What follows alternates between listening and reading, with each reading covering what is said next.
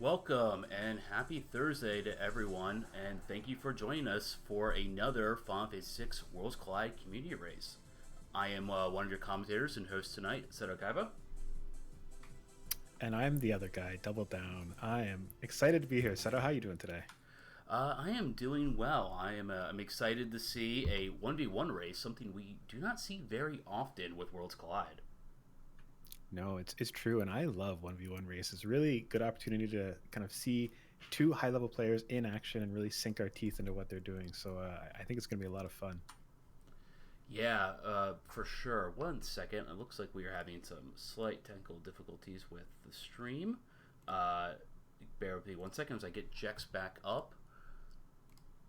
But while I do that, do you want to explain kind of what are we doing tonight? What are we playing?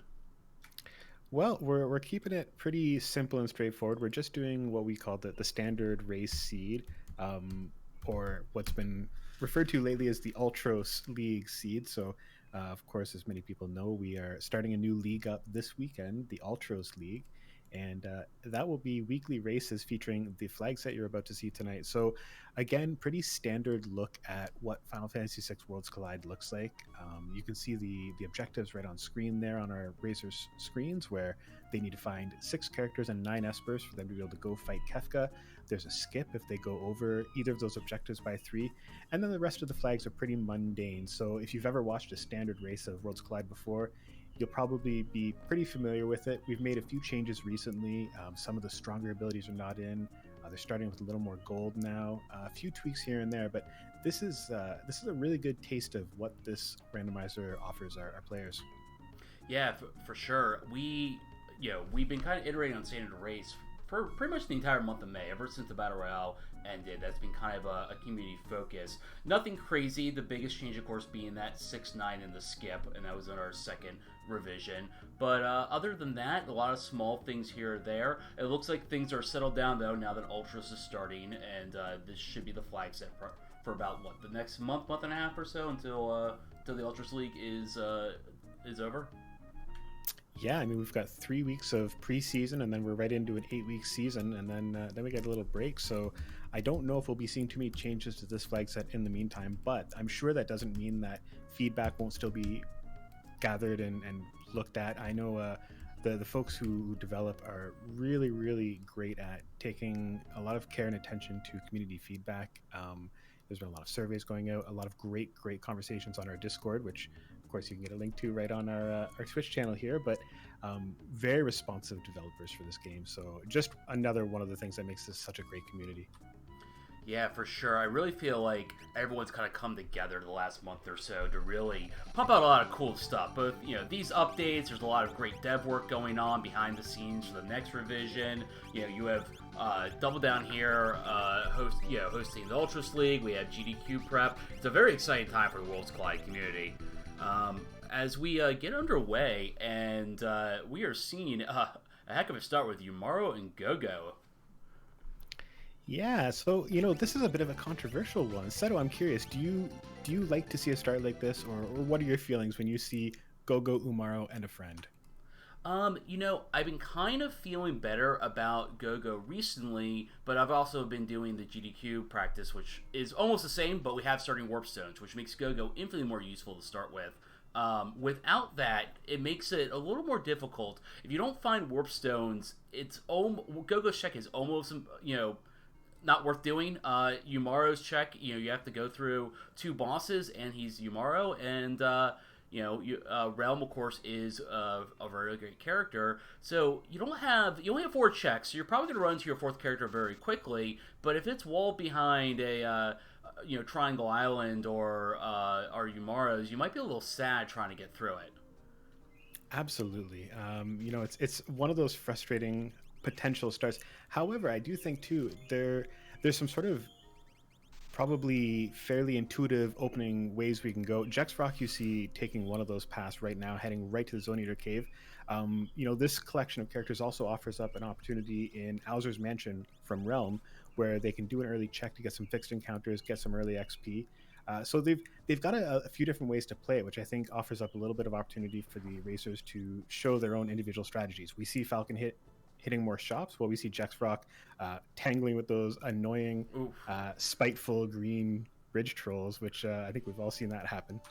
Yeah, it looks like he actually might have taken that drop on purpose in order to grab the 2 chests, and well worth it, as he picked up an experience egg down there. That is a set of chests that a lot of runners skip because it is lengthy, but that could be a difference maker. An EXP egg in the first 2 minutes, that makes or breaks runs right there. So that is quite the find by Jex.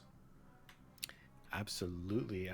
That early experience egg could be a big difference maker. On the other hand, we see Falcon Hit, who is focusing more of his efforts on looting, and right away we've seen that they've picked up an Atmo weapon. So we're seeing a couple different approaches. Now, Falcon Hit will probably end up going to the Zone Eater cave at one point and might end up with that XP egg. Not so sure if Jexrock will end up going to the Returner's hideout and getting that Atmo weapon. How big of a difference could that make? It could make a big difference, and the thing is, while it's very likely that Falcon Hit will go to Zone Eater, it is not necessarily likely that you pick up those 2 chests. I for instance normally skip them for the most part because they are lengthy. He also might go a lot later when the experience egg might be less valuable.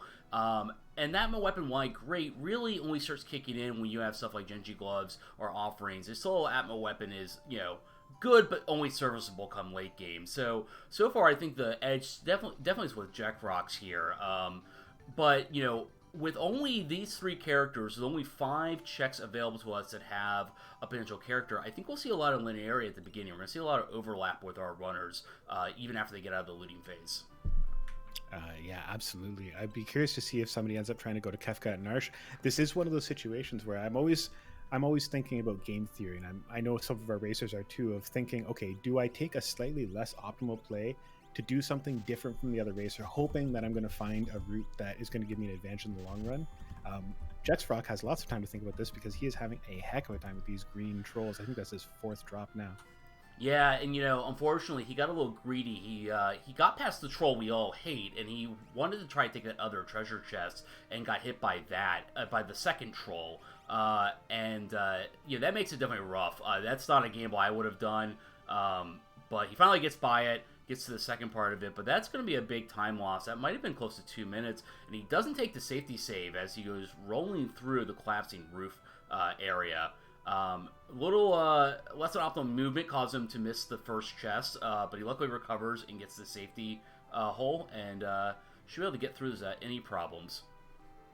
Yeah, I think it's one of those things where if you're very confident in your D-padding and your route, I think the collapsing ceiling is fine. Me, I'm terrified of it, and I'm a sloppy D-padder, so I'm always nervous. Falcon Hit still looting, so I'm not sure. I think Falcon is probably up to about 50 chests or something now. Again, I'll be interested to see how much Jexrock goes back as he picks up a dead check and a gem box. Yeah, I think what I've kind of observed, both my own practicing and what I've observed from other people, is I think we're all kind of experimenting with early routing. It used to be routing, not early routing, early looting. It used to be with looting, everyone was a lot more conservative, hitting up a bunch of towns, looking for a bunch of shops. And I think with the Battle Royale, we saw kind of a shift in the meta of people just gunning it from the beginning, just going fast, doing a minimum amount of looting, that higher risk, higher reward of time save. And I feel like people overall are kind of trying to figure that out in the meta, and be curious to see how much looting both these runners do. Unfortunately, Jex, not having those warp stones to the early Gogo check, needs to walk all the way back out. That's going to be probably another 45 seconds to a minute time loss doing that. Yeah, that's really the tricky part. And of course, this flag set does not open up with warp stones. It does start with a little gold, but no warp stones. So that's really the only downside with that early go-go check, which we didn't see as much of an issue in Battle Royale, for instance, where you started with those warp stones. So you're almost that much happier to crack a go-go in your opening pack. So he does make it out, but it took him a fair amount of time. Meanwhile, Falcon Hit is doing the other Figaro. So getting to what you were saying there, but we're seeing some changes in the meta of opening strategies. I think a very popular approach has been kind of Figaro, other Figaro, and go. How do you feel about that? Do you think that's enough looting? Do you think we're going to see more or less of that in the league? That is actually the route I've been kind of taking recently. For me, on a standard opening, I typically do Narsh, both sets Figaros, and then Tizen, and then I go. Maybe I loot a little bit more if it's really bone dry. And I haven't figured out yet if that's actually the best, approach or not. It definitely is on paper the fastest, but also I feel like some of my times have been a little less consistent. So that's just my personal experience with it. But I know that I've been actually doing that strategy a lot, and it's definitely intriguing. You can pick up a number of items, you can route in another set of shops, and of course, if you have Egner, then it definitely is worth doing both, getting that discount in the World of Ruin South Figaro. Absolutely. World of Ruin South Figaro with Edgar, where you get those half price. And really what I like about that too is the flexibility, where you can kind of go on a shopping spree, and if you decide after that there was something you shouldn't have bought, you just sell it. You're not out anything. You've bought exactly the same as you sold, so you're not at a loss or anything like that. As Falcon Hit picks up a Minerva in South Figaro as well. Another location that I think we've seen pick up a little bit of popularity that I don't think we used to see, because I think we saw a lot of Narsh early on in the meta, but we're seeing more people go to Albrook. What do you think of Albrook as a looting location early on? That used to be one of my go-tos. I've since cut it out a little bit, but Albrook gives you, was it 1, 2, 3, 4, 5 treasures, 6 if you do World of Ruin, and, of course gives you another set of shops. I'll hit it up now if if it's kind of bone dry, but it's still a solid pick overall. And especially in a race like this, where the difference maker might not necessarily be your execution, it might be you taking a chance the other runner didn't. And I found that Albrook being a little more 50-50, that I've seen people win runs because they have found an Illumina in the weapon shop in Albrook. So you never know that dropping in for that minute or so, picking up a few treasures, you might find that one thing that another runner decided not to check. God, and that is a great perspective on it, because again, that really, you're exactly right. That is an awesome opportunity to sort of break away a little bit from the beaten path. You're not going crazy. You're not going all the way to World of Bounds Miranda or something like that. But you're going a little bit off of what the very common meta is for looting, and you're exactly right. That's an opportunity to pick up one of those early advantage pieces. Maybe that's where you find the Illumina or the offering. So no, it's a great call out, as we see Falcon Hit is in fact going to World of Ruin Jadur. So doing that early Azur's Mansion, which I like. How do you feel about the fixed encounters early often? What's your approach on fixed encounters? Well, first off, Falcon Hit here, getting some great routing and luck, being able to buy an experience egg. So there goes that moot point of whether Jex got the advantage there. Of course, that still gives Jex a lot more money to work with than Falcon Hit, but he's not going to be behind on levels. So I think this is the right move here. You only have a handful of checks with this starting lineup, and experience is going to be a little rough. You like, as anyone who's played World Class knows, you want to be able to route in fights without stopping and taking unnecessary random battles. So I think this is a great way to go. You got 2 fixed encounters, and recently I personally have liked trying one of the floating chests and seeing what's there. If it's a good encounter, you can easily get 4 of them very quickly, and you know exactly what you're getting. The disadvantage, though, is you can't warp out. If you get down there as a boss you don't like, you're going to have to sit there and trug all the way back up. That is the one downside of this check, is the lack of being able to warp your way back to the surface. Yeah, one of those checks where you want to be careful with your extra save points, making sure you're saving another slot. But and it's funny, I'm the same way too. I usually often take that first chest and taking that grind fight, you get a couple thousand gold, which is not nothing. So again, it's one of those things that I've picked up from watching some of the good racers like the 2 we have on stream today. Yeah. So just a great example of how we can learn from watching some of these pros go at it. Exactly. Zelfer actually beat me in the Battle Royale because he did that and found 4 Gigantos in those chests. And ever since then, I've taken them because I learned my lesson that it can really pay out. If not, it's just a one battle investment, right? It's not not too bad. Especially given the fact that the fights Falcon Hit is seeing are not super high EXP. He hasn't taken any checks yet, so the boss will still be level 3, but you want to get out of that level 3 as quick as possible. And right now, the only damage dealer he really has is Umaro, and that's not what you want to depend on. No, I mean it really is the one saving grace of that Umaro start, is that you have a guy who can take a lot of these early bosses. I mean, Umaro even opens the door to some of these bosses. Like, I mean, I don't want to say it too loud, but Umaro on a long enough timeline can get through Magic Master if he does his slam to ignore defense. So it's at least a way where if the bosses or the fixed encounters you're fighting are not terribly lucrative, you're at least able to get through them fairly fast because Umaro can carry you through this awkward beginning of a seed, especially when you've got Realm and Gogo as your other 2 party members. I think this also brings up a good point of talking about what offense do they have available to them right now, and the answer is not much. Umaro's doing a lot of damage, but Realm has Sketch. In the Falcon Hit's case, he has he has no Espers, and I guess Jex doesn't either. I actually didn't see what he got at Zone Eater, but I guess it was a dead check, looking at the tracker. And, you know, I haven't seen any rods, I haven't seen any Super Balls, I haven't seen any shields. You know, if I'm these runners about to take down a boss, I'm going to be thinking to myself, what do I even have to take down a boss? Absolutely. I mean, that's something you really have to think about. It was, in fact, a gem box in Zone Eater. So even more to your point, right? That we're seeing a lot of late offense items coming up early where we're seeing the experience egg. That's not going to pay off till later. It's going to pay off big, but it won't pay off till later. We're seeing Atma weapons on both sides, which with that experience egg is going to be huge. But again, I don't think we're going to see that Atma weapon until level 30 or so. So yeah, right now, how are you dealing with bosses? I mean, we're seeing on Falcon Hit side, right, that he's already struggling. Soul Dancer obviously will just occasionally throw a knife at you and kill somebody, but these are not going to be fast fights without any rods or shields or super balls. You know, you're absolutely right. And if I'm Falcon, I guess what I'm hoping for here is a manageable boss to get ahead, the breakthrough, right? To get ahead of the curve. You know, for all you know, you sit here and you beat him, and you get a character that has throw, or you get an Esper with Fire 3 on it, right? You know, you're just hoping that beating this boss will sit here and put you in a good, you know, good enough shape, and hoping on the fact that since you haven't done any other check, you know, like he could have done to Zen, he could have done Auction House. There are free checks he had available to him. He could have done, you know, Go-Go's check. But you know, when you don't have that much offense, keeping the enemies at level 3 and hoping that that's enough to power through the first boss is definitely a strategy. A little bit slower, but it could work out in his favor as we find our fourth character, Cyan. So Cyan, obviously, I don't think either of us are going to be too excited about the stats he's probably going to show up with, but he opens up some interesting check options. How do you think Cyan is going to affect Falcon Hit's next check decisions? You know, that's a good question. I personally have been really liking Cyan's checks recently. You know, Doma Castle is very lucrative early on here because we have all those soldiers you can take for more fights. You can easily peek the boss as well. It is very low time investment. We have Mount Zozo available to Sue, where he's right here, he's right in the neighborhood. Plenty of treasure there as well. He doesn't have much to take down the dragon there, so he might hold off. But if he doesn't care about the dragon, another great check. And then of course the Dream is one of the best value per check that you can get.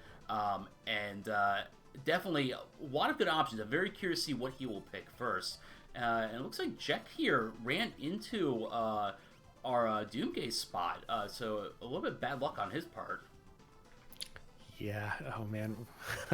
Something you hate to see is that Doomgaze gank in the first 10 or 15 minutes.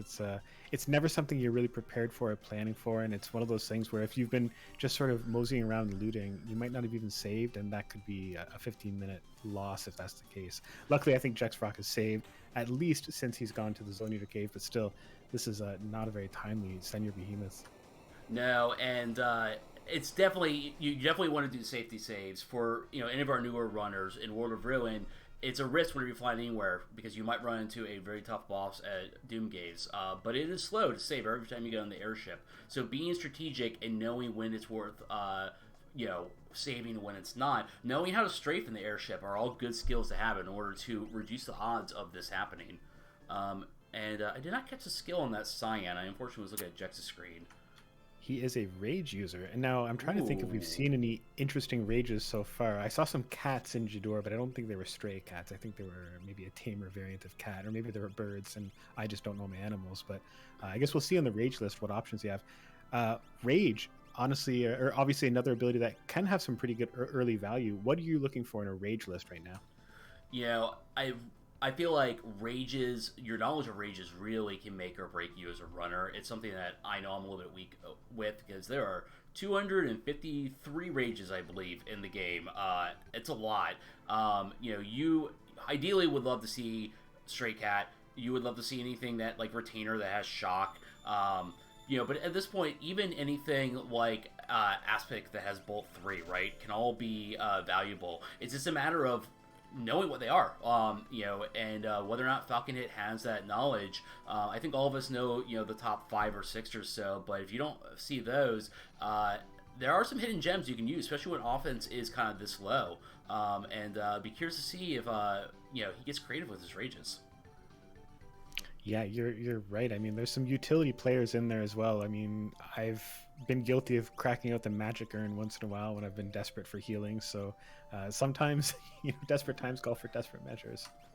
That's right, and we didn't mention earlier, but Falconhead did pick up a Flame Shield. Jex too, but it looks like he just broke his a second ago. Flame Shield teaching Fire to Realm, and while the Flame Shield's not a game-breaking item, this early you kind of have to grab on to whatever you have, and a Fire 2 in Realm is serviceable, as we saw with that Chatterrock fight. And I think it'll be very helpful here to take out one of the two cranes as well. Very helpful. Jex is also doing something we don't see too much. He is sketching unironically, and he's getting some decent value from it. So we're seeing some deep meta choices here. Yeah, I believe Sketch for Behemoth cast Meteor, if I remember correctly. I think he's getting Fire 3 casts off the Senior Behemoth Undead. That's what it was instead of the Flame Shield, my bad. But yeah, I mean, like, Sir Behemoth, of course, is weak to fire, so very good. He's one of the few sketches that are actually kind of worth it even without the improved sketch due to that weakness. Sketch, of course, uses the magic stat of, or any of the stats of the enemy you're sketching and not yours, which means even if it's a good ability, typically does not do a lot of damage being dealt back to them. Seeing some folks in chat talking about their favorite rages, some love for Tyrannosaur, Io, Senior Behemoth. No love for Siegfried. People don't seem to like casting Flare while also being weak to every single element. I don't know why people wouldn't like that one.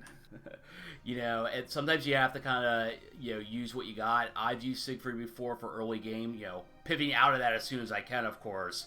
But Flare early game, while a little slow, might be what you need to rely on. Falconet picking up the first Esper of the seed, a Malden with not a lot on it, nothing really to talk about. Reflect in its MP stat boost.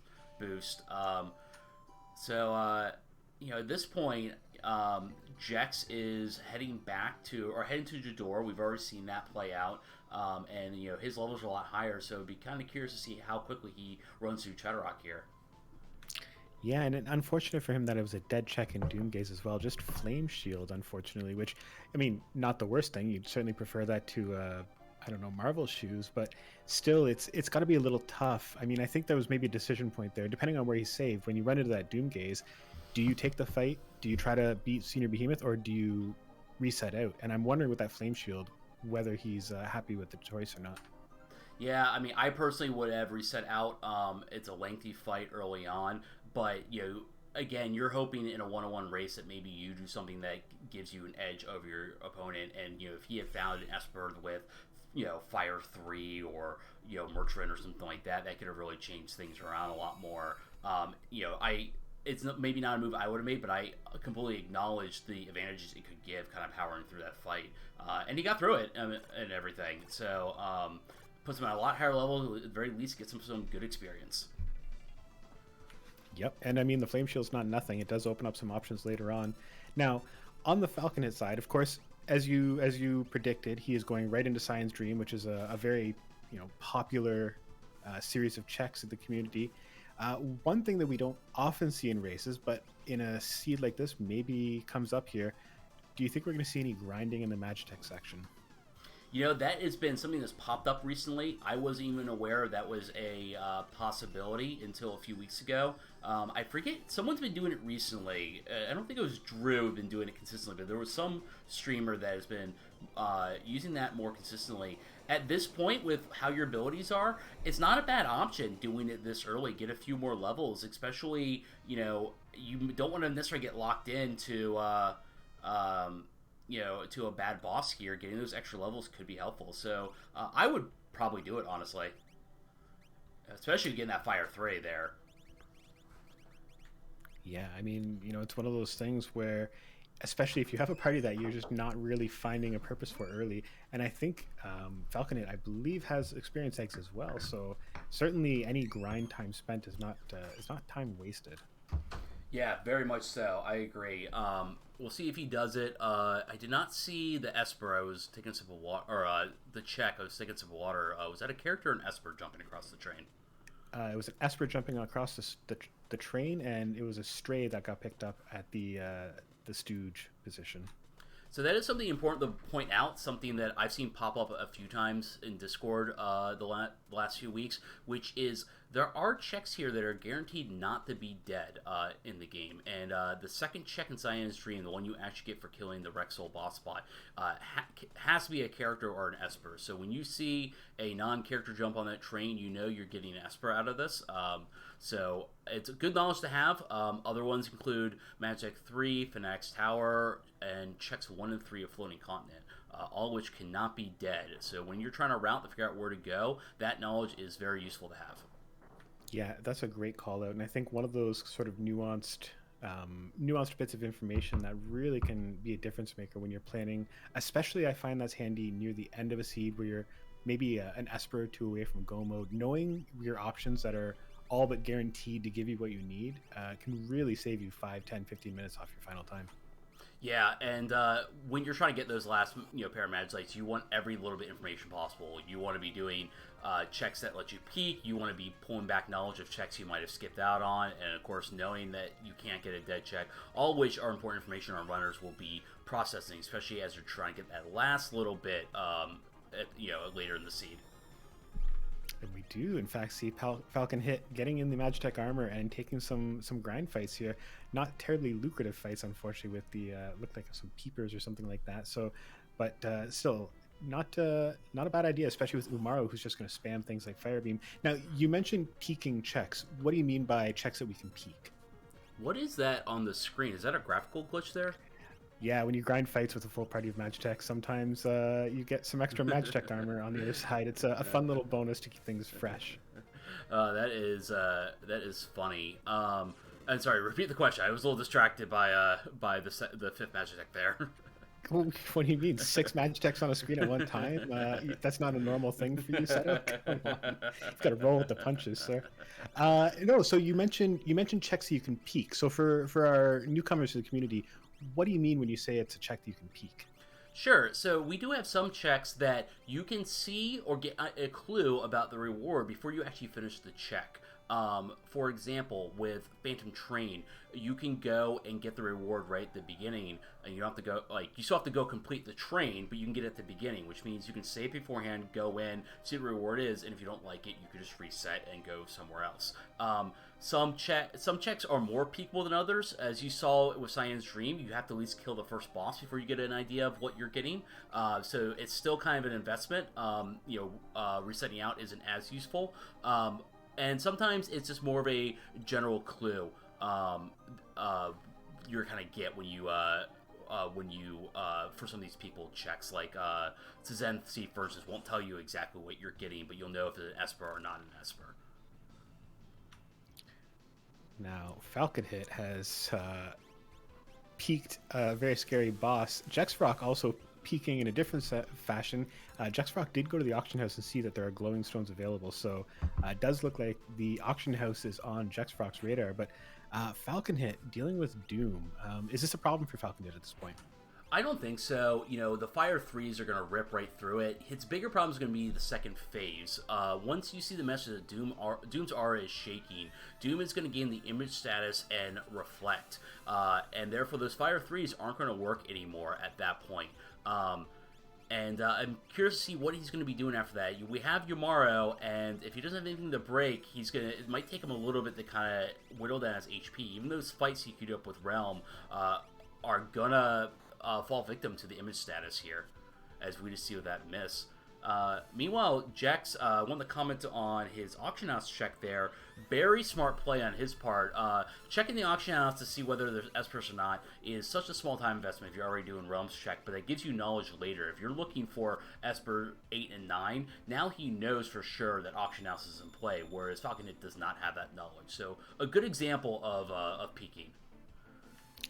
Yeah, a great example of it. I think we've seen some discussions too about doing sort of the same thing with Kefka and Narsh early on, where a lot of the time in seeds where you're only starting with 3 characters in this format, you're not usually too excited about splitting your party to do Kefka and Narsh, but I know there are some racers in the community who argue very strongly that there's a lot of advantage to sneaking up there and taking a look early on. I saw that today on Discord. I think it's a big time investment just to take a look. If it's not something you plan on doing right then and there, because if it is something you're planning on doing, then you got to go back up there a second time. If you're looking when you're not ready to actually do it, luckily I think we're hopefully looking at maybe Kefka and Narsh not being in play. We still have. Especially with getting Sabin there, we now know that going to Esper Mountain for Falconet will also result in Sabin. Hopefully that just won't come up, I'm thinking. Yeah, I mean, I think with Sabin, we're looking at so many new checks. Now, Sabin, again, very similar to how Cyan opened things up for Falconet. I think Sabin is really going to change the trajectory here where, a lot of different directions that checks can go. Where do you see him maybe focusing, and what kind of checks do you think he'll avoid with the Sabin selection? I think he'll be heading to the Eastern Continent. We had, there you have 3 Sabin checks all right next to each other. He's already there with the airship. Getting some extra levels early in the Imperial camp right away is smart. And then he's also can route in Doma Castle right there too, right? So you got 4 checks geographically all right next to each other. I think some order of those is probably what he'll do. Falconet finally getting through Doom. Horrible luck with Cyan there. He queued up Rage to cast Pearl before he went to the second form, and that Reflect just destroying him. Normally you want to see your Rage proc that much on a normal basis, but in this case, you're hoping he just swings with physical attacks, and Cyan did not want to play ball with that. Yeah, I'm a little surprised. I think I know I've seen it on Jex's list, but I know that the Gold Bear Rage is floating around, which is kind of like the poor man's the poor man's stray cat. So I'm surprised we didn't see that get played out there.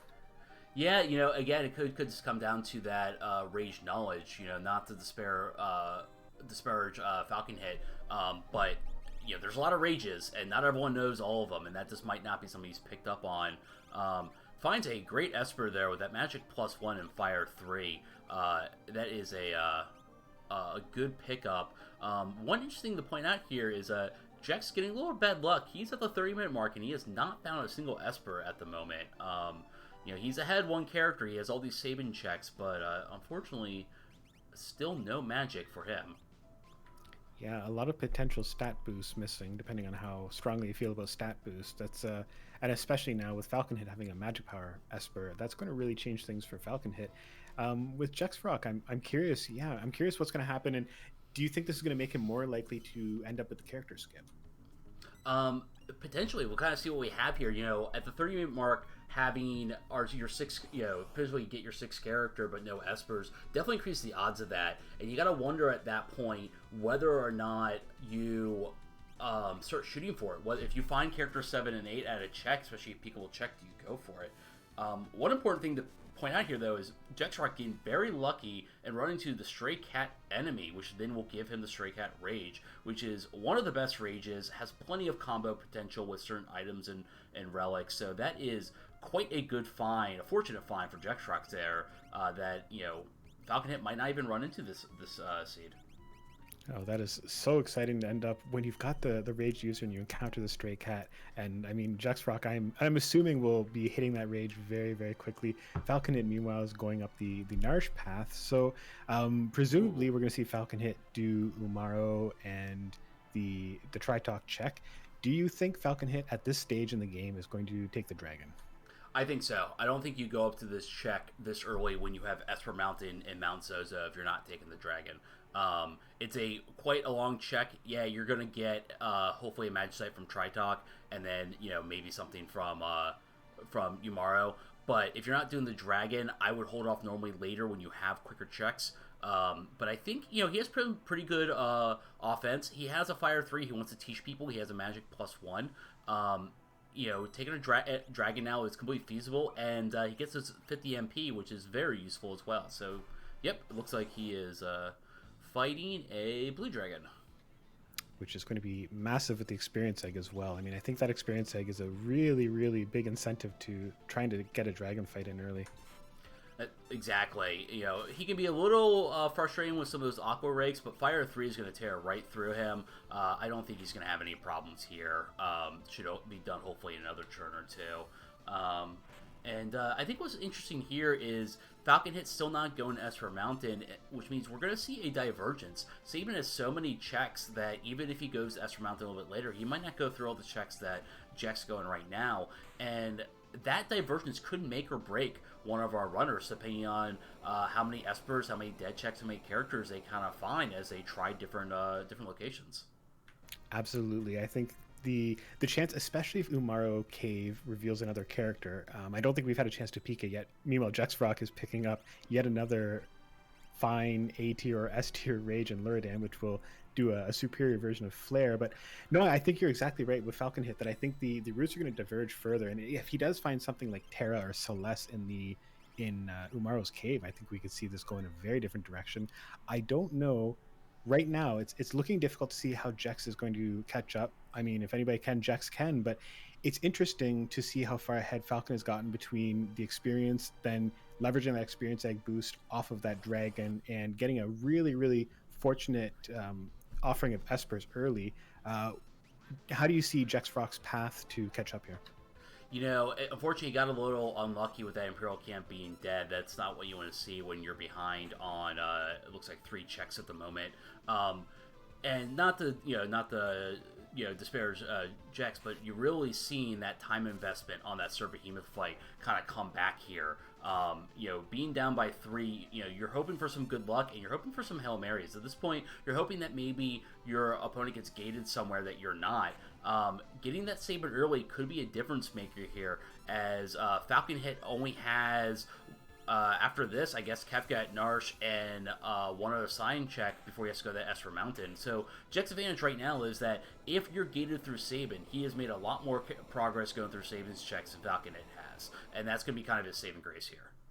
Yeah, that's a great point, that if the way the checks have been rolled out by the seed, and that there's a lot of favoring towards those Saban checks, and yeah, he's got a huge advantage, and he can make that up pretty quickly because, as you said, Saban offers not only a lot of checks but a lot of quick checks.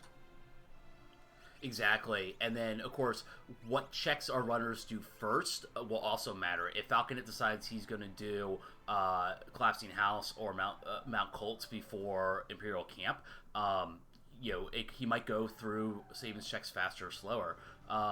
Jex here, smartly did Imperial Camp early for that, experience on the fixed encounters. Falcon Hit getting to Imperial Camp potentially later means he might skip out on those, and therefore avoiding a dead check. It's, be very curious to see what he ends up doing, if he even ends up in that direction.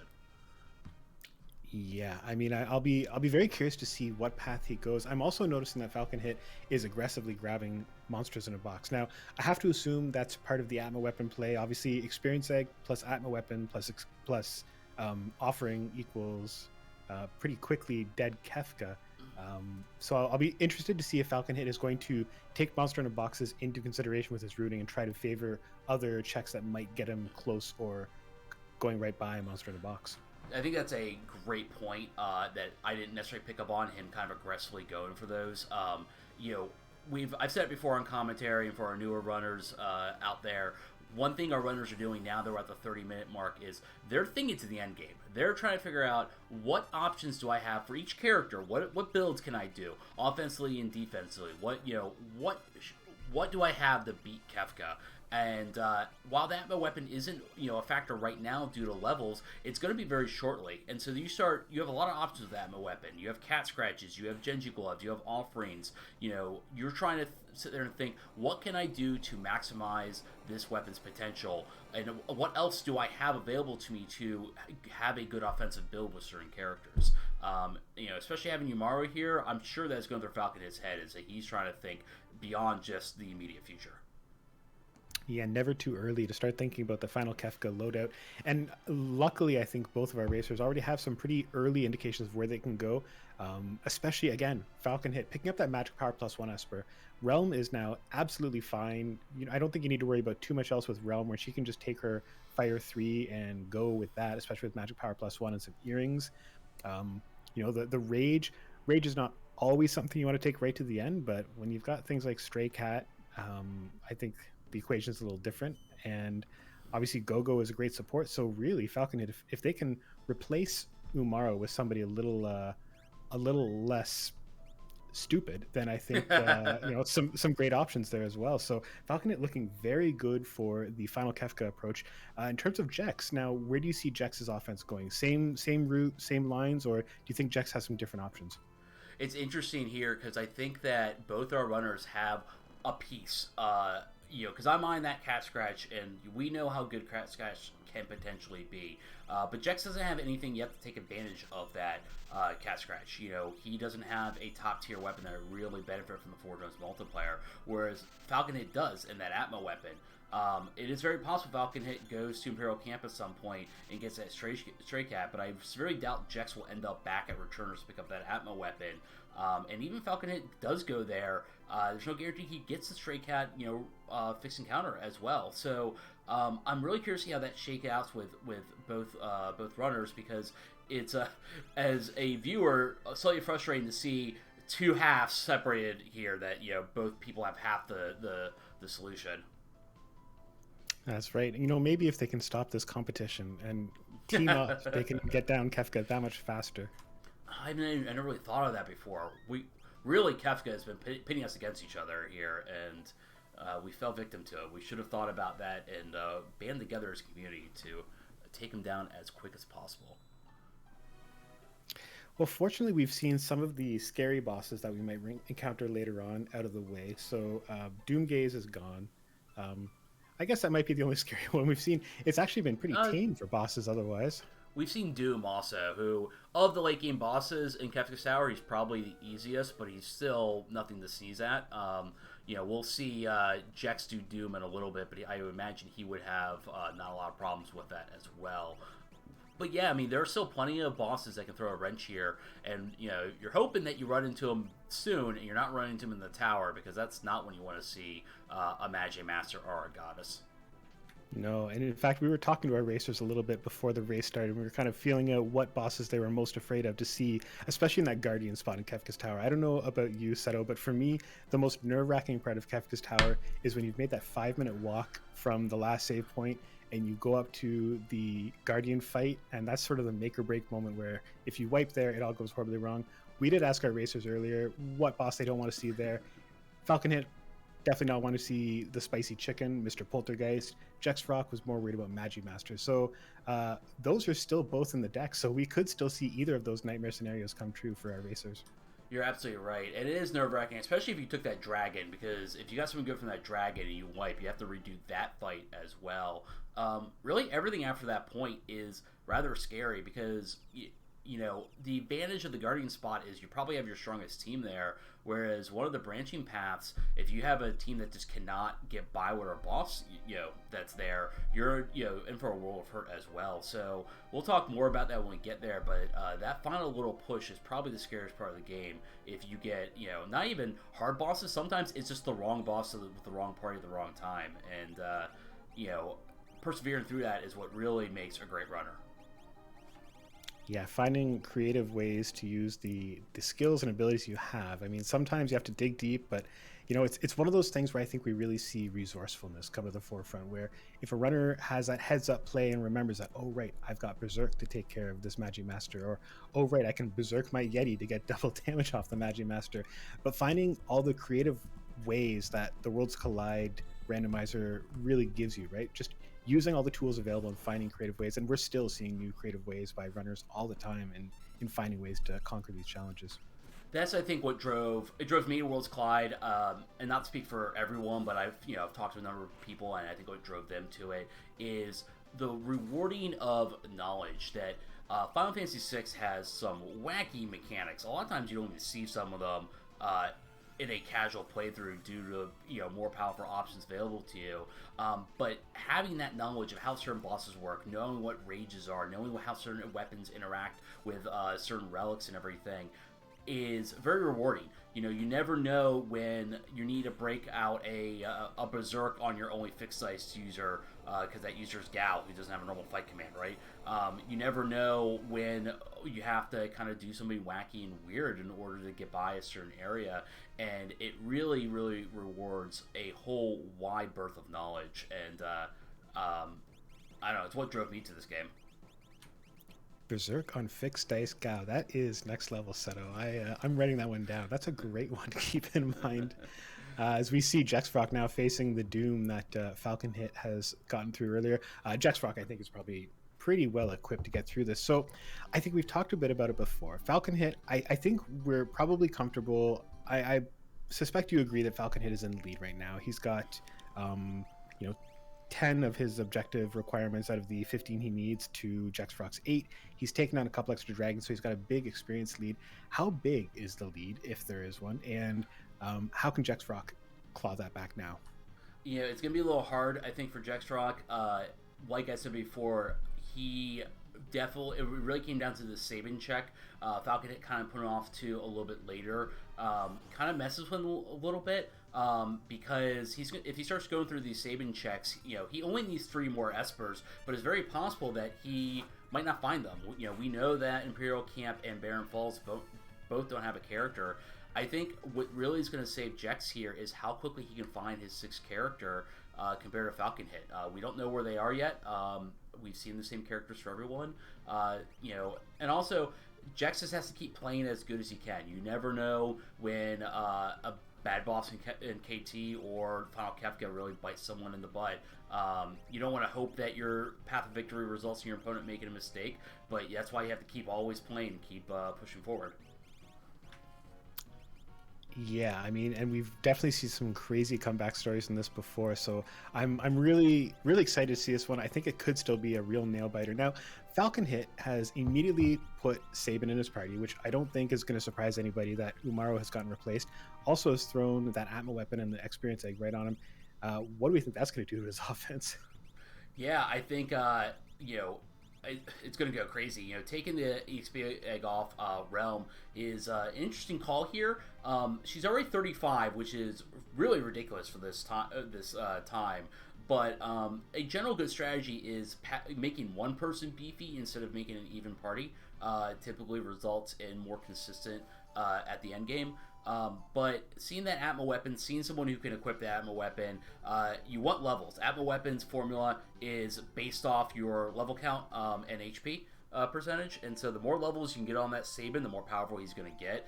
You got to start the investment now. So I definitely think it is a good play overall, and I'm kind of curious to see what his final damage output's going to be with Sabin there. Now, I want to pick your brain about something else you said just now, because I know I've been watching, and I know a few others have been watching some videos by one of our community members, Drulith, who's been doing a great job of doing some reviews of other racers' seeds and sort of adding his comments to it from his experience. One thing I've seen mentioned several times there is something you just mentioned as well, of really almost opting to put more eggs in one basket and trying to build one very strong character rather than spread the wealth around. Why do you find that's a successful way to go forward?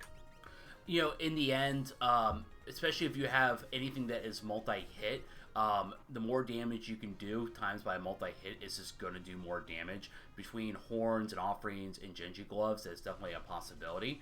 And then also, anything that is split damage, the more damage you can do can overcome it. If you're a super high level with high magic, you can still have Mertrin do 6-7k even with split damage against different forms of Final Kefka. It is a little bit more risky. Obviously, calmness is always a risk in Kefka, but more importantly, it makes splitting your party for the tower a lot more risky. You have one path that's probably strong, but the other two a little more nerve-wracking. But overall, it just ends up working a lot better due to kind of those reasons. You can really one character can carry someone through, carry party through, and also makes them more survivable, right? If you get medioed in tier 3, if everyone is mostly on the same page, you can still get wiped from a double medio. But someone who is really beefy and has 2k more HP than everyone else, if you get double medio, they're still going to be fine. Might even need a heal and be able to power on through. And I think Medio is actually a great one to bring up, because I think that's another great advantage of having one very strong character, is that you're less likely to get that double Medio. The Medio window is about 10,000 hit points. So if you've got a character that's consistently able to do 5,000 or 6,000 or more damage, 6,000 plus, you're not looking at being in that Medio range for more than 2 attacks. So you can attack, survive that Medio, bide your time until that character's next turn, attack again, and then you're done. You're into calmness, and as long as you've got calmness protection, which hopefully you had interceptor or something like that to protect yourself, then you're good to go, and then you're off to Kefka. And then it's the same situation there again, where if you've got that one character who can very quickly, with as few actions as possible, punch through those windows where there's some scary counterattacks, then you don't have to deal with those counterattacks very long. You just sort of let that hard carry kind of take you through it, and then get to the end and count your blessings. Yeah, there's a lot with high level, kind of speedrunning with Worlds Collide that seems counterintuitive to maybe how you play casually. Obviously building up just one person is definitely one of them. Knowing what spells are quicker or not quicker is another. There's plenty of kind of unique strategies and philosophies that different runners have that really are that are interesting, and definitely makes a lot of varying and fun strategies to kind of pay attention to and try to implement on your own. Yeah, and it's a great point you bring up, that it's animation speed is one thing that I don't think some newer players to the game might be thinking still in that vanilla mindset of, hey, flare is great, I'm going to use flare. But then of course you start to notice that flare takes about 3 hours to cast every time. This is not helping my time very much. Or pearl's not bad, but pearl also takes about 2.5 hours to cast every time. So you really start to get attracted to spells like Bolt 3 or Fire 3 that they do their damage very quickly, and then you're off to the next character. I think it even goes beyond that too. Like, obviously that I think is a first kind of mental gate that a lot of new players get through. But also seeing, even smaller optimizations of animation. If you're in Kefka's Tower and you have a character you haven't used too much as a kind of a dump party member, queuing up an ability or a fight with that person is potentially just wasted time doing an animation that doesn't matter, right? There are times that I've sat there and have skipped one of my active players' turns because I know that having them take an action is literally just wasted animation because it's not going to impact the battle at all. And knowing that and picking which of those to do on the fly in the heat of the battle is a very tough skill to develop that we all make mistakes on. You're absolutely right. And even one step further, too, of avoiding those sort of empty fight commands is, in a lot of these bosses, each of those fight commands could provoke a counter. So do you want to provoke a counter off of, your random character number 9 swinging a mithril knife? Is it worth risking getting countered by a Fire 3 or something, depending on what the boss is going to hit you with? Or do you maybe just sit back and prepare an item command and otherwise maybe just watch the pros do it? Well, especially with something like Fire 3, so someone in chat mentioned that, they didn't realize where everyone picked Fire 3 for a while because of how quick the animation is, but the actual casting of any spell is slow. You have a text box pop up and then have to, come down. You have the animation of stepping forward and the little aura around you, like we're seeing with Cyan right there. It is multiple times slower than just using a fight command. And so, I think a big thing that is a big kind of no-no is if you're using a spell, is it worth it? Is it going to do something that really is going to impact the battle? Because if not, it's a big time cast, even for something as quick as Fire 3. You're exactly right. And I think we're going to see that very clearly here, too. I mean, Sabin is going to be swinging that Atma weapon in, a quarter of the time that's going to cause Realm to cast Fire 3 or something like that, maybe a third of the time, and he's going to be doing as much, if not more, damage, and he doesn't have to worry about elemental weaknesses as well. So, I mean, it's a great point. Sometimes the simplest and strongest way is always the best way. That's a hot take right there. The strongest attack is the best attack. Write that down. I mean, if we say that fight is the best command in the game, and obviously it's based on equipment, but there's a reason why pretty much all the most powerful endgame builds come back to that fight command in some way or another, and that's definitely the reason why. But getting back to the actual run, sorry that we kind of divert a little bit more towards strategy, but we're seeing our runners rehash ground that the other has already gone across. But Falcon Hit now up by only 2 checks. I noticed it earlier, but Jax getting through Cyan's Dream and getting through it a lot quicker than Falcon Hit did, getting through that Doom fight. Really kind of brought him back here. He's now only down by 2, and he's going to pick up another Esper here in a minute, putting him potentially only down by 1. I think that is, him definitely clawing back, and I think it's going to come down to who's going to run into character number 6 first. I think that's going to be the thing that really puts one runner leagues ahead of someone else. Yeah, and in fact, I'm a little surprised about it too. I thought that Falcon Hit with the early XP advantage was going to leverage that and snowball harder. I guess I mean, you would think I've watched enough races with Jex that I would know that Jex can pull this out of anywhere. So Jex has been closing the gap. I've also noticed that they're really kind of retreading the other steps at this point. So where we were sort of talking earlier about maybe seeing some wilder divergence, we're actually seeing things fall along very similar lines. I don't think we're seeing too many new checks. Mount Coultier might be the first time we're really seeing something new now that we've seen them both sort of follow each other's trails. Well, Falconet doesn't have too many character checks left. He has this. I don't think either runner's peaked Phantom Train, so you still have that. You have Collapsing Hell, so you have Kefka Narsh. I believe that is it when it comes to checks that we haven't seen. And I think Falcon has seen all the ones Jack has seen already as well. So there's not a lot of options left here. If this isn't it, it really if Jack's decided to go to Collapsing House next, and that's character number 6.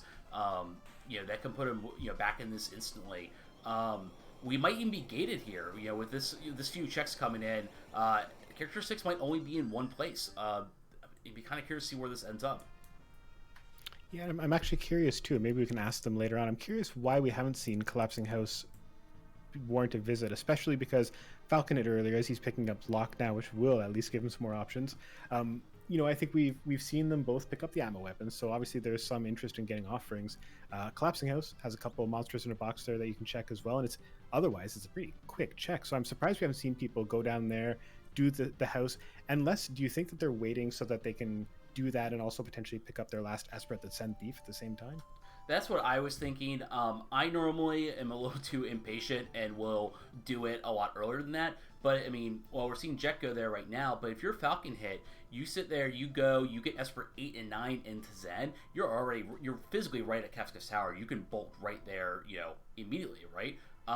And so that potentially, and then worst case you peek it as a character, you don't need character number 7, you can get out of there. So I think we'll see him do it in a minute potentially, because it definitely is very appealing now. He checks Locke's quick check here, and unfortunately it is dead. It is not an Esper, but he does pick up a Ragnarok, the second strongest sword in the game. So a Knight's Constellation prize for something that is probably about 30 to 40 seconds divergence for him. Yeah, really. And very wisely, I think, too, doesn't even sniff at the Cursed Shield. But no, I think that's great. So now he's got Ammo Weapon and Ragnarok, which again opens up some interesting possibilities, especially if he can find a Genji Glove. He could pair those up. But even as it stands now with the Stray Cat Rage, he's got that option as well with the Ammo Weapon or with the Ragnarok. So some really interesting options now. I think we're not really starving for offense in this, as we see Falcon Hit also go and check the Collapsing House. Where do you see this going as well? Do you think we'll be seeing some of these other checks that we haven't really seen yet? The Phoenix Cave's now an option. Do you think we might still see a peek at the Phantom Train? What are the sort of best options remaining? I think it's going to come down to, in a second, what these checks are. We're going to see it's Zen's Thief, because we have not had a chance to spot that yet. Very expensive. Unfortunately, if this is dead, that means Auction House might be off the table for him.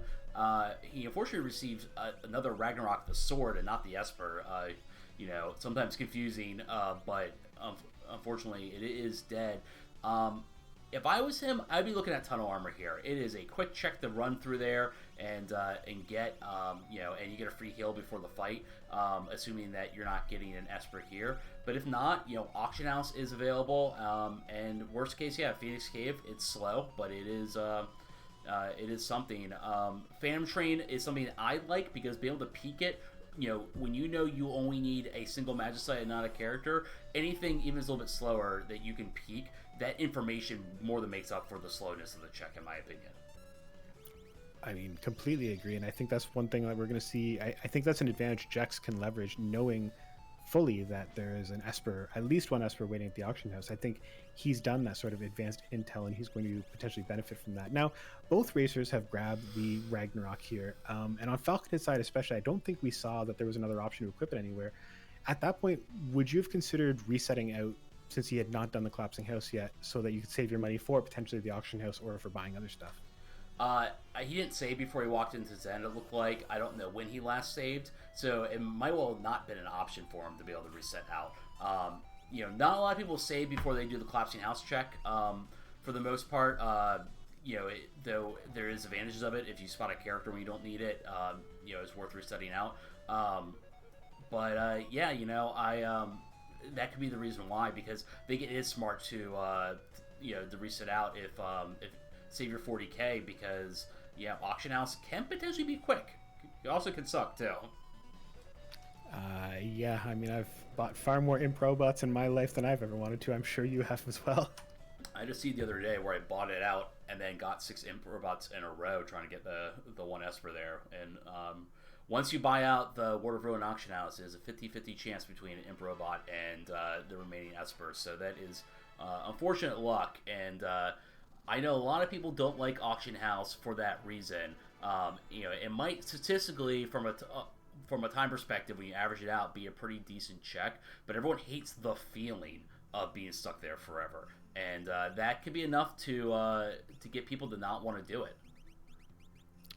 Yeah, I mean, you say it's a 50-50 between imp robot and the proper reward. I think it's probably more like 90-10. That imp robot desperately wants to be bought. Now, Hefe in chat mentioning that Mama says the auction house is the devil.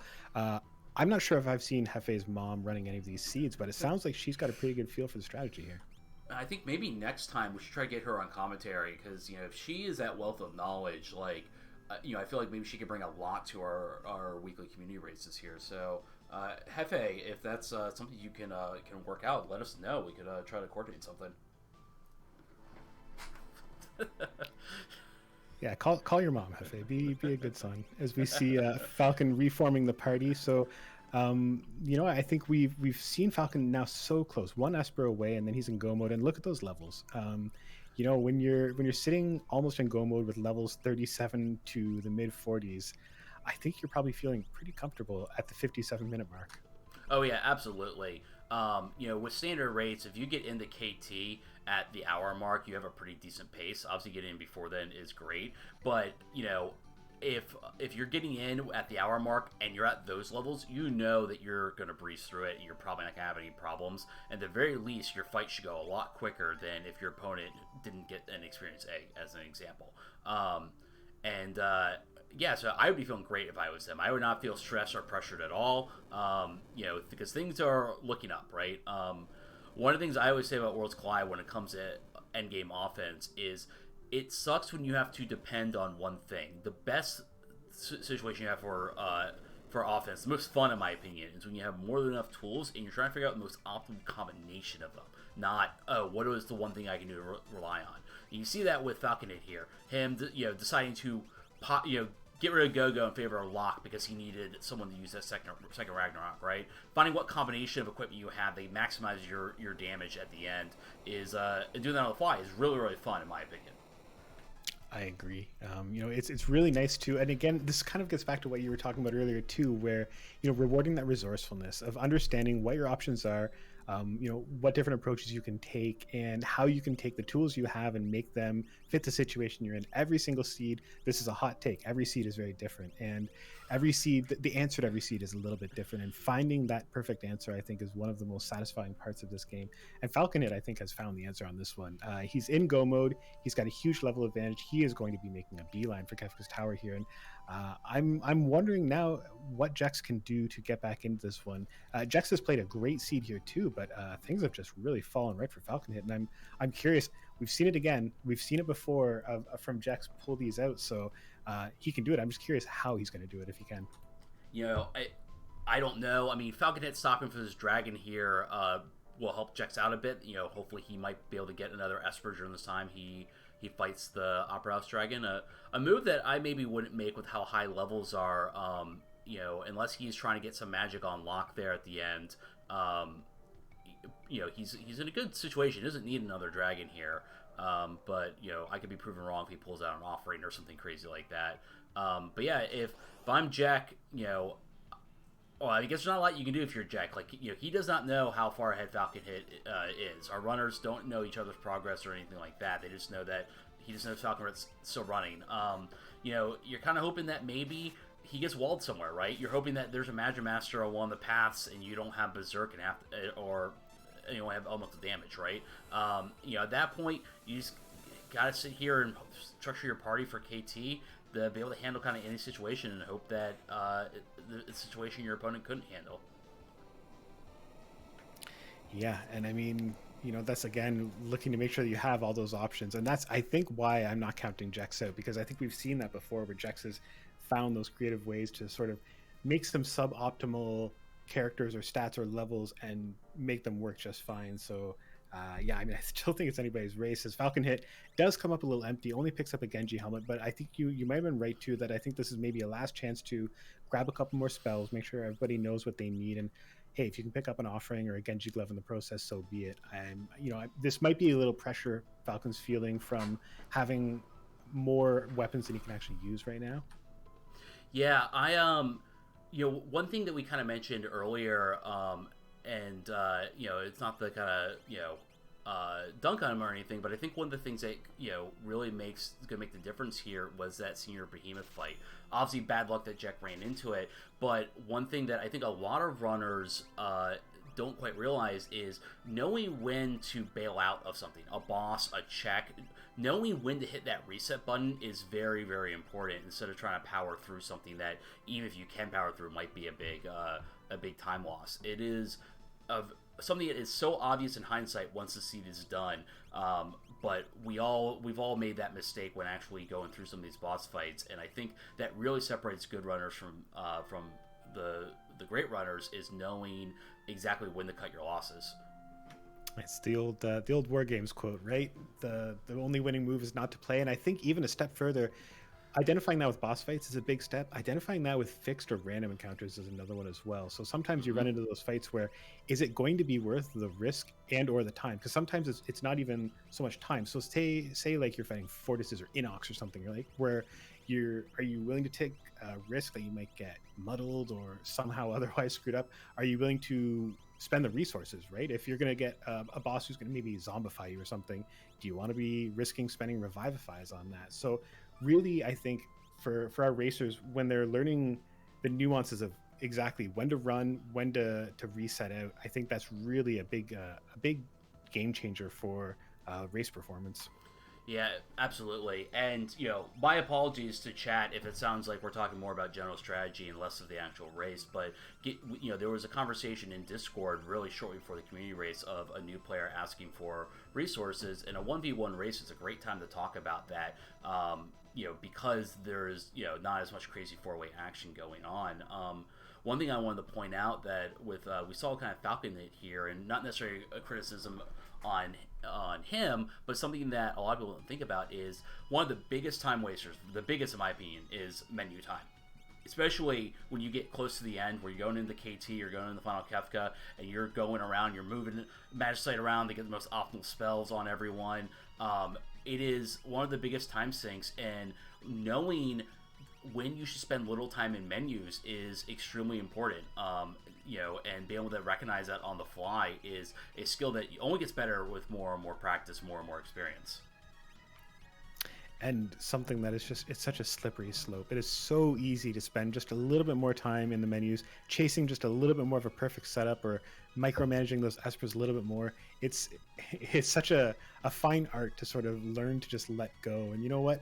I'm going to have characters with a suboptimal equipment or Esper layout because I'm just not going to go in the menu to fix it. I'm just going to embrace the imperfections and let my time savings hopefully get me through. Now, Falcon Hit, he's in Kefka's Tower now at around the 103 mark. I think he got in there. And I think this may be a good time to talk about party layout. So how do you feel about how he's laid out his party? Do you think it's going to work well for him, the setup he's taken? It's interesting here because... it looks like Realm's been doing the most damage to everyone, and he did not put Realm in Party 3. And instead he has Locke and Cyan are two Ragnarok users. And there are kind of two schools of thought. I personally like putting my strongest person in Party 3 and putting my weakest person so they can get a little more experience. But some runners like putting their two average people, or their second best and their weakest, in order to kind of, have three equal parties strength-wise as much as you can, instead of one party being, significantly stronger. And there's merits to both of them. Like I said, one of the biggest things that break runs for most people is being surprised on one of the side paths, getting a goddess on a path that has maybe not your strongest character on, and so being able to move that around and put one of your strongest ones on the path really could break a seat open for you. Yeah, and I mean, certainly you don't want to get walled by one of those suboptimal boss locations, because you're exactly right. I mean, some of those bosses which are a major nuisance in a normal party are just a complete brick wall in a single character or a 2-character party. So it's been interesting, and I think that's one of the nuances. I think we spent a lot of time talking about opening and early game, but I think that's one of the nuances of endgame, of the approach to Kefka's Tower party comp, where you're exactly right. Some people put their strongest, some people put their more average people in that party slot. Some people focus on putting characters that they just want to get the most XP, looking ahead to Kefka. So not even thinking about how I can get through the tower, but how can I make these characters take these last 3 boss fights that this party is going to get and use them to make my Kefka fight even smoother. Or change your party around to make sure you're getting people on paths with dragons, so you could take a dragon and get experience on maybe someone you recruited late, or someone with an atma weapon who those individual levels really matter. Because you don't always fight the dragons each time. So yeah, party composition is definitely definitely strong, and especially when you're considering if you haven't seen Tritalk, can everyone handle Tritalk? Because you can get really walled by that. If you haven't seen Magic Master, can everyone handle Magic Master? Because those Ragnaroks they have, unless they're proccing Flare, can't handle a Magic Master, right? So sometimes you don't have answers to everything, and I'm guilty of screwing that up all the time, but our best runners, they know that, and they might do a party composition that you scratch your head on, but it's in order to maximize it. Everyone has a answer, maybe not the best answer, but a answer for all the toughest bosses that you can run into in the tower. Now, speaking of answers, Seto, since we've got some running around right now, I think Falcon's moseying through Kefka's tower, Jexfrock is flying to the tower. I did ask a couple of other questions of our racers earlier, and they gave me some answers. So I did ask them, this is a very important question. I think it's going to illuminate a lot about their strategy, their mindset, and who they are as people. I did ask them, if they were an Esper, which Esper would they be? Now, we got some interesting answers. I think you'll agree that these are really, really eye-opening answers. Jexfrock thinks he'd be Stray Cat. He had some somewhat lewd implications for what the Cat Rain ability meant. We'll leave that aside, or we'll leave that for him to explain later on. Falcon Hit thought it would be very interesting to be a large, massive, scary worm. So he said he wishes Torado. Now, do you have thoughts about that, and do you think that they've maybe made poor choices or could make better choices in their Esper affinity? I think I need to ask Falcon Hit more about what draws him to a large Earth-based worm like Torado, because that's not an answer I was expecting. I can't say Torado is a lot of people's favorite Esper, so that kind of surprised me a bit more. And as for Jex's pick, that actually would be the same pick as me, but that's mostly because I feel like Stray Cat is, is the most misunderstood Esper due to the horrible mistranslation it had coming over here, and I feel like no one really understands it. It's it's really the most misunderstood of all of the Espers. Yeah, I mean it's an adorable cat. What more can you ask for? We're seeing in chat some other answers. Some Bahamut. I mean, Bahamut's a great take. Alexander, a giant robot who detonates things, to quote Hefe exactly. We've got a Palador vote. Yeah, Ketshi or Kate Sith, however you want to pronounce that. Some great takes in here. I'm loving to see more of these, but it's really the hard-hitting questions we're asking on this commentary as Falcon Hit deals with a boss that is not usually too difficult. However, Ifrit and Shiva can be a bit of a problem sometimes, and I do think this is a party that is not perfectly well suited to this. Right. This is what I was saying before about keeping in mind what bosses are left and trying to construct your party to have answers for all of them. Ifrit and Shiva both are immune to all elemental damage besides what they're weak against. So Ifrit can only be hurt by ice, and Shiva can only be hurt by fire.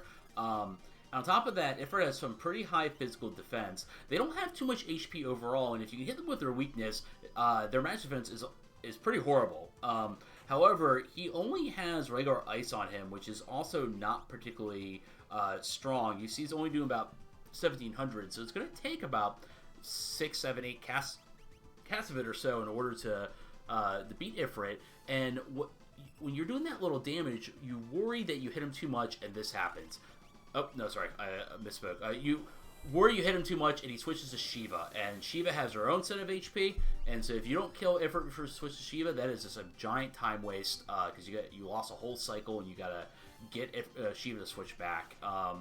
It's definitely a problem, and even if it switches to Shiva, I don't think Cyan has Fire 3 on him, correct?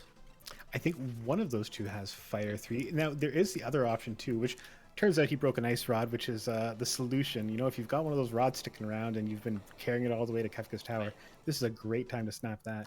I wonder if he forgot he had the rod, because, the nice thing about the rods is they ignore magic defense completely, and whatever variance on a dice roll for the spell you would get, the rod always rolls the highest. So it's going to do a lot more damage than a regular Ice 2 would do, as you saw there with the AK. If you remember at the beginning, that's almost enough to straight up kill Ifrit right away. So I wonder if he forgot and was looking at his inventory, and that reminded him that is a thing he has. Yeah, I mean, it's easy to forget, right? Personally, I tend to think of rods more in the early to mid game. Late game, I'm more thinking if I'm going to break anything, it's probably going to be a shield. But remembering that you've got that inventory, you can't take it with you, right? So any of the stuff in the inventory, that's all fair game. If you can find an effective use for it in Kefka's Tower or in Final Kefka, smoke them if you got them, as the kids say. And meanwhile, Falcon hit encountering another boss, which I find very, very annoying to fight in Final Kefka, or in Kefka's Tower, Guardian, who has an absolute ton of hit points and is a pain in the butt. I completely agree. Guardian, I think, is really not a problem if you find him outside of the tower, but with his high HP and how much, solid but not spectacular damage stuff like Wave Cannon does, I find that he is a damage race. That a lot of times it comes down to, can you kill him before he kills you? Because he's doing just enough damage that stopping and healing ends up normally turning into a stalemate.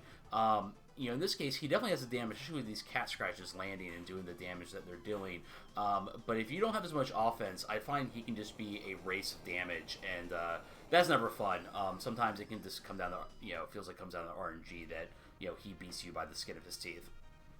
Yeah, especially some of the stuff he'll start doing. I find when he gets into the Air Force mode, if you don't get him down during Ultros and he gets through Datalum and he starts doing Air Force stuff, if you struggle that much to get that far, then you're probably going to struggle with diffuse from the Air Force. As we see Jex Vrock, and this is something you pointed out earlier, that Jex Vrock did have that option of grabbing some dragons for some XP in Kefka's Tower. Unfortunately, it was Dirt Dragon, who's not terribly well equipped to take out, and in fact had to reset out. So, what are your thoughts on the Kefka Tower dragon fights? I like taking it with Party 3. In fact, I wonder sometimes if I do it too automatically and that it ends up being a time loss overall. But your Party 3 typically is the most well-equipped of your 3 parties. Bias aside with normally always taking it, the advantage of taking the dragons in KT, in my opinion, where you get your most bang for your buck, is if you get a late game Esper that has a good spell you need, a Cure 3, a Mertrin, something along those lines, heck, even a Mute or something, and you want to learn it, you might not run the bosses that give you enough MP, but unless you're at a ×1 rate, a dragon will guarantee to get you the spell you want on that character. The other time that it really becomes very effective is in cases like this, or in Falconet's case, when you have an Atma weapon. Since Atma weapon is, or fixed size, since their damage formula is based off your level directly factors into the damage formula.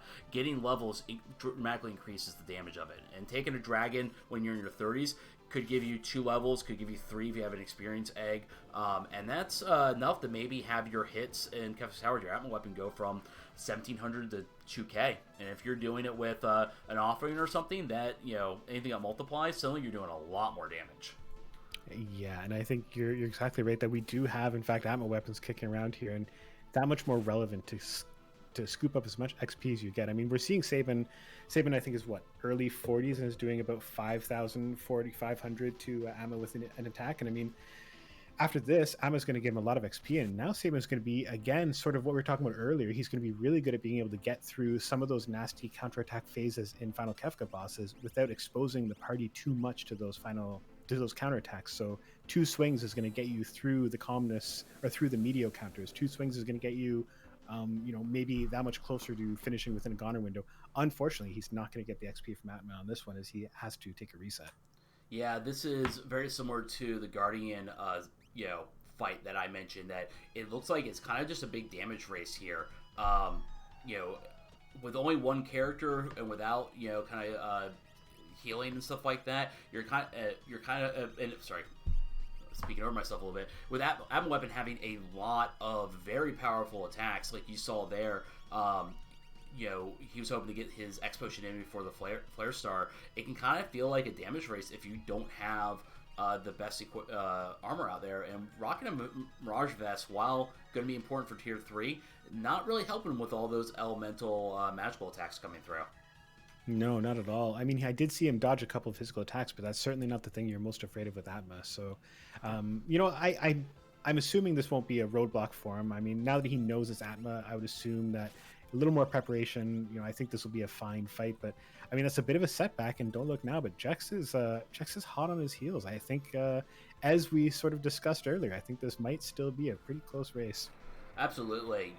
Kind of the opposite, the counterpoint of what I made earlier with the Senior Behemoth fight, where you're really seeing the speed of the fights, kick in.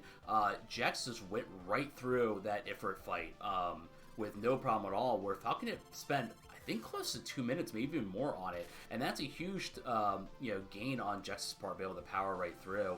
And really comes down to what we've been talking this entire time about, party composition. Sometimes it does come down to luck of, did you teach this person a spell to make them more well-rounded, or did you put this person in the party? But the point is, in the end, Jex really coming back and now looking to be about one boss behind Falconhead. Yeah, I mean, it doesn't take too many wipes, and it doesn't take too many setbacks to really close that gap. I think Falcon Hit's level advantage is still going to make things a little easier, but it's going to be pretty close. And Falcon Hit cannot afford to have wipes like they just had against that Atma. I mean, that's a tough pill to swallow right there. And I think Jex has done a remarkable job of making up that time from that Senior Behemoth slog at the start. One that Falcon Hit was fortunate enough not to have to deal with in the first place, but I think it's going to be hard to catch up against a level 47 Sabin with an Atma Weapon and a bad attitude. Yes and no. I mean, the time difference right now is about one boss or so between the two, and that's and you can see right there with the 9999 against Atma, Jex going to get through this fight a lot quicker than Falcon got through his, and all it takes is a nasty tier 2 as an example. They have instant death to help with tools, but they don't have mute as far as I saw at least. They also don't have calmness protection outside of Mirage Vest, which means that tier 3 going into tier 4 is gonna be a dice roll. If you have that Sabin, for instance, get calmness, or God forbid your Falcon Hit, you get double calmness or something, you might be kind of in a world of hurt, because even though he has a Mirage Vest, if he being Sleep decides to do some physical attacks early on and you lose that image status, it really could come down to luck whether or not you wipe or spend a long time on tier 4. I mean, it's a great point, and I think the Mirage Vest, it's going to be interesting to see how much of a difference maker those are. But I mean, you're exactly right. We have a couple of players, especially Falcon, with some high-level characters, but we are missing some of those key components that we'd normally be looking for. So I haven't seen Mute either. I don't think we have Mute floating around. And then, the instant death is there, but I mean, the tier 2 could be very, very scary, and tier 3 could be a problem with that calmness, where if these guys lose one or two of their key people, I don't know how comfortable you are going into this with just Cyan or with just Locke, perhaps. Yeah, it's very hard, regardless of your team composition, to recover from a double calmness. Even a single calmness, really can screw with you, like, pretty significantly. You're kind of on a wing and a prayer here that everything kind of goes well. We'll kind of see how this plays out. Jex going to lose a little bit of time here. As we saw with Falcon Hit very quickly using X-Zone to immediately end the fight against Phantom Train, whereas Jack needing to switch his row due to the fact that Phantom Train changes your row on you and having to do 2 more rounds. So that is a little bit of a time loss on his part. But it should be in this very, should be in this final fight pretty quickly.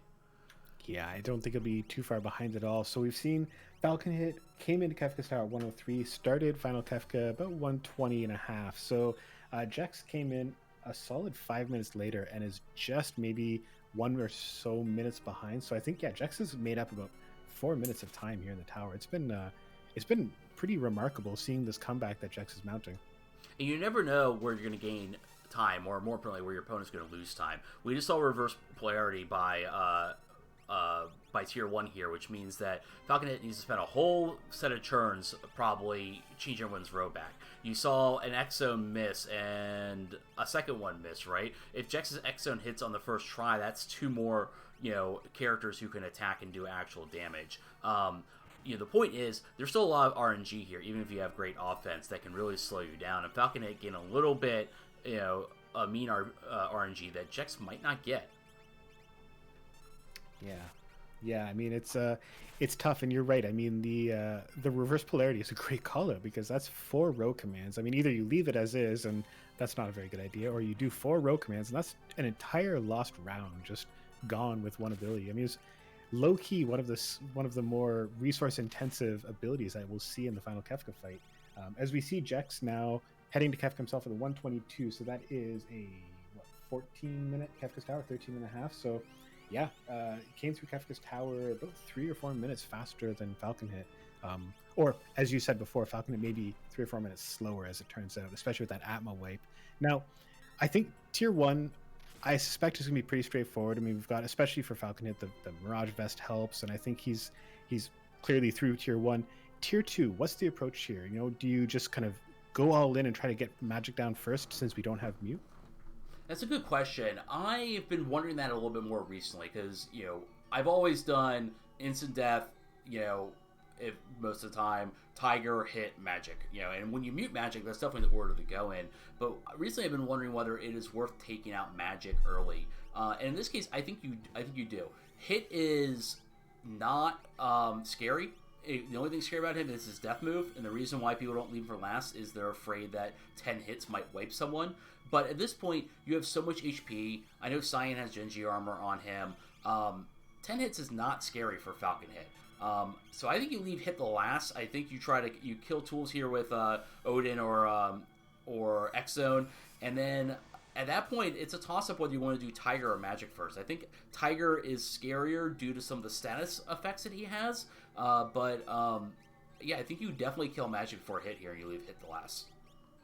Yeah, I mean, I agree. And I think Hefe in chat saying the same. Instant death, Magic, Tiger, then Hit. I think that's probably a pretty safe approach to it. And we're seeing some of the dangers of not having Mute here as Realm immediately goes into muddled Berserk mode. And I mean, we've seen fights turn very, very quickly here as she casts Fire 3 on the entire team. One of the scary things about the lack of Mute. Yeah, and I think, one, I mentioned RNG. We already have Jack on Tier 2 as well. He just went right through that Tier 1. I didn't even look at his screen and see any of it. That's how quickly he got through it. Especially with Falcon getting some bad RNG here. Double frozen. Realm got muffled. This is part of the reason I like taking Tiger out a little bit earlier. The Magic is probably the bigger threat, but Magic also has a lot more HP than Tiger does too. And so, what's the bigger threat? Like Magic or having two of them still alive screwing with you, double casting bad status effects. So, I think there's definitely something you said of killing the person who is, or killing the weakest just to get the numbers down so you can then only have one offensive threat going on against you. Well, I think, too, it also comes down to something we were talking about where it's time, right? And I mean, if Realm gets muddled, is she going to kill the entire team? I mean, she might. She does that sometimes. That's why she's called the Murder Child. But even if she doesn't, that's time you've got to now spend healing up from her Fire 3 barrage. That's time you've got to spend attacking her. That's time you are spending that the boss is doing other stuff. And we saw that right there, that in the time that it took to stabilize from Realm's little turnabout, we also saw 2 people get frozen. That's another thing that required another action to Fire 2 the team to heal that up, which did damage to Lock and required more. So really, I mean, we're seeing some of the things that Magic can do to just sap away turns, sap away actions. Maybe not necessarily kill, but using up resources, using up time, which again is just one of the important resources. On Jex's side, we're seeing Lock go down, having to spend an action and a Phoenix down to pick him back up, gonna have to spend another action to heal. So we're seeing an X potion go out. So really, we're seeing some of the resources that tier 2 especially can really just sap down. Yeah, and we say it all the time. Tier 2 is the most complicated form of Final Kefka. It's the only one where there's not in my opinion, a quote right answer of how to handle it. It really depends on what you have in your situation. Whereas, Tier 3 has a very straightforward strategy, even if it's scary. Tier 4 has a very straightforward strategy, even if it's scary. But Tier 2 really tests your on-the-fly knowledge, and be able to kind of deal with these different things being thrown at you, these different crises. And on top of it, it's, when you can't mute magic, and if you don't have instant death, the RNG factor of what attacks even does really can change a race. And you definitely seen runners lose a lot of time due to some crazy combination of zombies, muffled, frozen, stopped, and all these other horrible things that Tier 2 can do to shut people down. I mean, every so often we'll see a fun video get posted up in the Worlds Collide Discord of somebody going from perfectly pristine, healthy party to wipe on tier 2 in like 2 or 3 actions of some combination of zombie into muddle into, total party kill from a angry realm or something. So, I mean, it turns that fast. And it is about the only phase in this whole fight where things can really just go from completely perfect to completely terrible. I don't think we see that too often in tier 3 unless you've queued a whole bunch of abilities and sort of done it to yourself in triggering a whole lot of medio counters. You don't see it on tier 1 unless, again, you've queued a lot of attacks and done it to yourself in terms of provoking way more physical counters than you can handle. Tier 2 just sometimes arbitrarily decides that it's time for you to die, and if you didn't have the good luck to have mute beforehand, then you might just die. Yeah, the only, I think, equivalent is if Tier 3 decides to double media with a train thrown in there, right? Is really the only equivalent I can think of being extremely mean. Maybe Final Kefka if you get some bad luck after the Goner charge if he's still alive. But both those are problems that either don't come up as often or have more solutions than a unchecked 4-part Tier 2 where you can't shut down half of it. And if you're a newer player and you want to see some of the meanness that Tier 2 has, come talk to me later. I have a few clips of me or other people doing the exact scenario that Double Down mentioned, to the point that it is just comical. Yeah, it always feels really good as we see. Falconhit, good news, did get through Tier 3 without any major calamities. Bad news, he did lose Lock. So Calmness Protection is down. Mirage Vests don't last forever. I'm not even sure if Lock had one, but he did actually, which makes it a little more bittersweet. Yeah, that's got to feel terrible. But got through that pretty quickly. But Jex still ran on the tail. So looking pretty good for Falconhit, but he has lost one of his big hitters. How is this going to affect his play in Tier 4 now? And is it going to impair his ability to sort of work through the Goner charge? What do you think? I don't think. I mean, it might impair his ability to go through the Goner charge just because that's so much HP. You basically have one turn to do, roughly 32k to get through the Goner charge. But looking at his team, everyone's about equal. Everyone's doing above 5k with all their attacks. Like you're seeing here how crazy everyone's damage is. If you're gonna lose someone, as long as you only got Calmness but once in your Falconhit, you're fine. I mean, there is really nothing that like everyone can pick up the slack. It's not a case where you lost your one big hitter and everyone else is kind of eh. So, and we'll see the same with Jack. I feel like he also has a very well-balanced team. As long as you don't get double Calmness, this fight is perfectly doable. Yeah, it's really the advantage of we see an experience like Heavy Seed, where if you show up to Tier 4 with several high level 40s characters, it's pretty hard to really have things go terribly wrong. And Jex has had an unfortunate Calmness on his side, it looks like.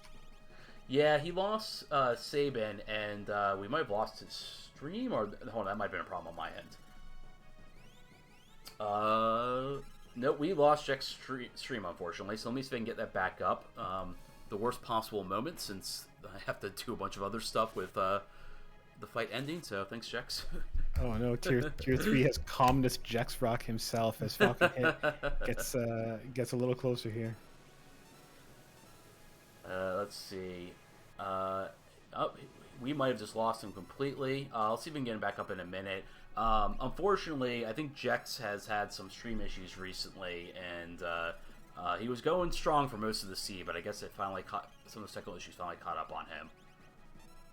Yeah, I mean that's. I think we've all probably been in similar positions. Very frustrating when that happens, but Falcon Hit has finished it at 131.01, give or take a second. GG Falcon Hit. You know, just a little over that 130 mark, but still very nicely run seed. 131.06 is the official time in Discord.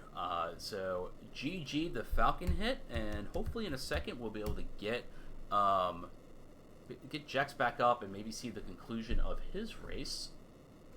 No, it looks like his stream is down, unfortunately.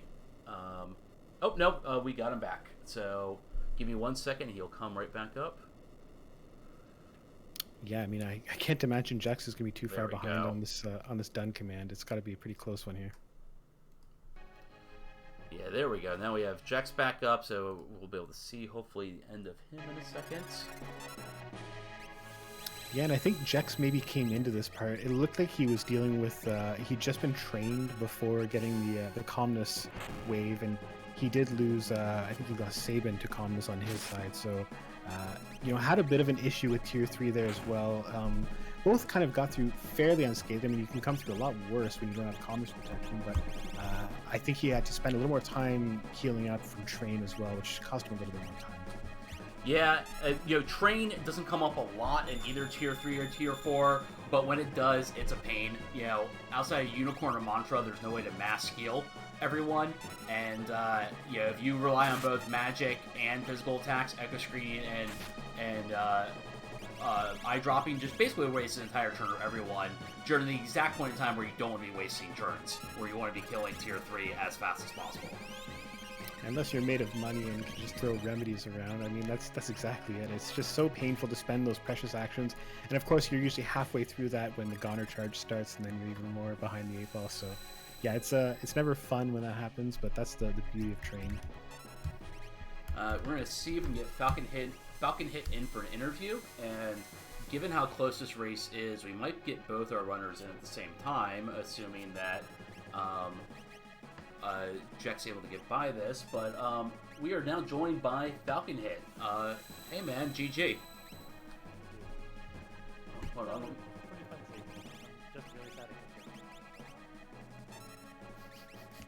Yeah, that's I mean, you'll have to settle with winning the race, I guess, Falcon. It's I know it's a tough consolation prize, but I think you did pretty well regardless. So what are your thoughts on that one? It was a pretty nice start with the Fire 3. And yeah, I was just like hoping to find a 5th character that could use the Emerald, but nobody in my starting 4 could use it. Oh, maybe Getty or Gogo, I guess, but I don't really consider them characters. But, I mean, it's both mean and true. It got... this is kind of like why I don't like experience XCs, because they kind of like warp how the game is played. Right? Because you saw me like sell literally everything for the experience, right? Right. Yeah, but it did, of course. You know, you do end up showing up in Kefka's Tower at level 47 or something. But I mean, yeah, if we're going to talk about distorted experiences, that about sums it up right there.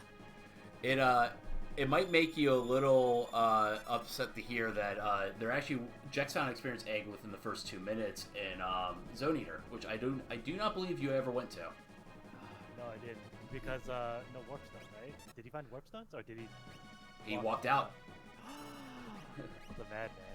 Yeah, he walked in there, he walked out. It spent a while on the bridge troll. It was a rather unfortunate Zone Eater overall, but he did get through it.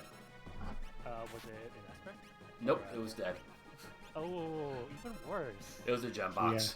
Yeah, the walk of shame for a gem box is just that one hurts badly. You got an early lead due to both that and Jex grinding at a Sir Behemoth that he ran into unluckily at Doomgaze. But he really managed to come back. Tell us a bit more about your KT.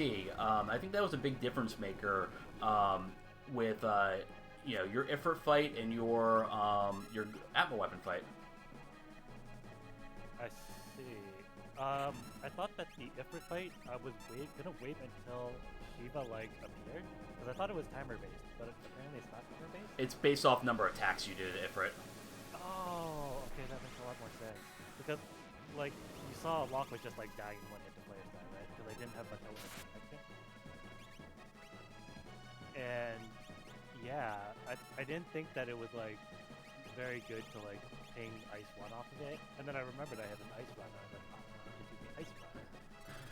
I had a feeling that was the case, that you did not realize at the beginning of the battle you had one of those, because it did so much damage that breaking it earlier would have obviously been beneficial. But I think we've all been there, where you forget about individual rods you have because rods don't factor in as much in the late game. Now, I had one other question I kind of wanted to ask. The Opera Dragon. So I think you were kind of go mode, and you decided to dip in for one last Opera Dragon. What was the thought process with that? Were you looking for items, just more XP? What was the approach there? I was honestly looking for items because I had very little elemental protection, right? You saw during the other fight, fire is the very basic protection. Because a lot of things are level based, or flare star is level based, and if you have fire protection, then it's good, right? So I was just looking for a force armor. If it was which one drops the force armor? Is it ice? I think ice drops either force shield or force armor. Either one of those would be fantastic for the climb. But then I also kind of remembered that there was something at World of Luchador, and I was like, oh, I thought it was force armor, but I think that's at Narsh. And then I found the Mirage Vest, and I was like, oh, these Mirage Vests are just what I need because I don't have calmness protection. And then it ultimately didn't matter, because while Locke had a Mirage Vest, the image was gone by the time calmness came out. Yeah, he died. I miscounted health and took a double media, which was unfortunate, but luckily I had the levels, or the pure health from the levels to combat it. Oh, also, shoutouts to Maduin's Chaos Wing removing Reflect. Yeah, on the Doom fight, right? On the Doom fight, I was like, oh, I'm just gonna eat another Reflected Pearl, and then it didn't reflect, and I was like, what the heck? Because Reflect on monsters doesn't wear off, right? Reflect does not. Image will, but Reflect does not. Yeah, I was like, oh, because I remember reading that Maduin's summon removes Reflect. I was like, wow, this is such a niche case. This is the only situation that I can think of that I can come up in, besides Tech Barrier. Finally a use for Maduin. We finally unlocked and discovered the new Maduin meta. It's beautiful. That's we were talking earlier, to kind of bring it back around, about Worlds Collide really testing in-game knowledge, that wide depth of knowledge, and that is a good example of it. Something that you won't see. You can play 100 seeds and that will never come up, but you pulled it out the one time it did matter. It was fun. I was very happy that this obscure piece of knowledge actually came into use. Well, Falcon, any other kind of closing comments or observations about the seed? I mean, anything else you want to share? Anything you want to plug? I never want to do another Go-Go Umaru start ever again. It was beautiful. I mean, I think you handled it perfectly. So I feel like you are now the Go-Go Umaru expert, in fact. I've had so many Go-Go Umaru sites on stream specifically. I think I've had the last three of the 4 times I've had Go-Go Umaru and then one other character, and I'm like, it's getting a little bit old, I'm not gonna lie. Well, I mean, that is how the rando goes. Luckily, it's not a 2-character start anymore for standard race. You at least had Realm there, because it would have been a lot more sad if that wasn't the case. Nope. Thank goodness for Realm. Well, if there's not anything else, I think we're going to bring Jex in for an interview. But GG again, and congratulations on the victory. It was well fought and well deserved. Yeah, congrats, Falcon. That was a great race. Really enjoyed it. All right, let's see if we can bring Jekrox in here. 1 second. And we're now joined by Jexrox. Jex, GG on the race. GG's. So, do you want us to ask about Doomgaze, or why don't we let's first talk about how did you find the seed, and then we'll talk about that Doomgaze encounter. So, what did you think of the seed overall, Jex? So, I mean, like, power-wise, I felt pretty good, except for endgame until I actually got to endgame, because, like, Yeti was doing his job, Rage was doing great. Rage is great early and mid-game. Late game, I don't want to be using that for Kefka. So I was really, really happy when I found the Ragnaroks. As for that Doomgaze fight, I was a little, I'm like, alright, well, level 3, it's level 6. I got some elemental protections going on, let's go for it. Because I'm probably not going to see him again, and it could be that early Esper that breaks the game for me. No, not at all. I get, what was it, a flame shield, which was nice, but was a little annoying. So, that fight, and then how Zonier went with the Bruce Trolls and lack of warp stones, you must have been feeling a little behind early. Did that change any of your strategy come the mid and late game, or anything like that? Yes, Zone Eater. That was so it was both the Doomgaze fight and Zone Eater that those two combined probably cost me the race, no problem. The lack of warp stones was a little annoying. After I did Zone Eater, I'm just like, that cost me a lot of time. I gotta minimize my looting from here on, and I gotta go. So I tried to minimize the menu monster, minimize my shopping. Like, if I came across shops, yeah, I was gonna go hit it up. But it was go, go, go.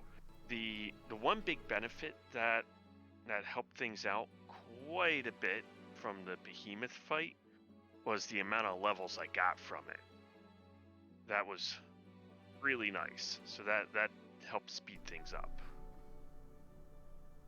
Yeah, I mean, it was something we saw too with the experience eggs floating around, especially, I mean, you had one pretty early on, and you know, experience eggs were not scarce on this one. Did you think about taking more dragons? I know you took the one dragon fight. I think there was the attempted one in Kefka's Tower as well, but did you think about other dragons before Kefka? And then when you got to Kefka's Tower, was that always kind of the plan to take that dragon fight there as well?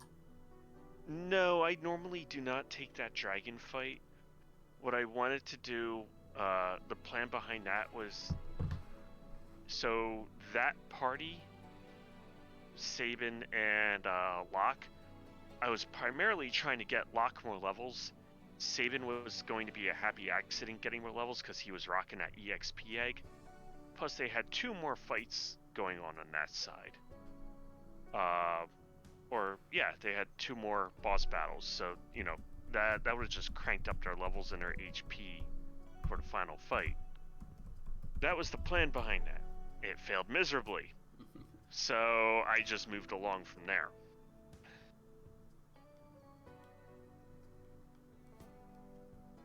Yeah, I mean, adapt or die, right? That's the rule of the game.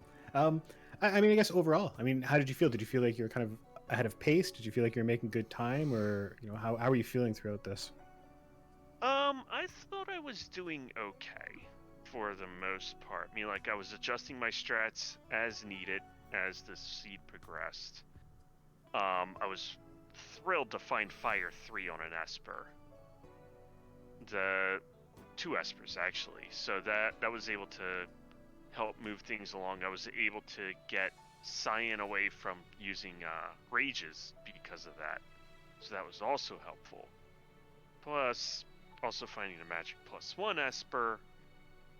I slapped that on Cyan, so because he was going to need that magic boost if he was going to get stuck being a magic caster for the rest of the seed.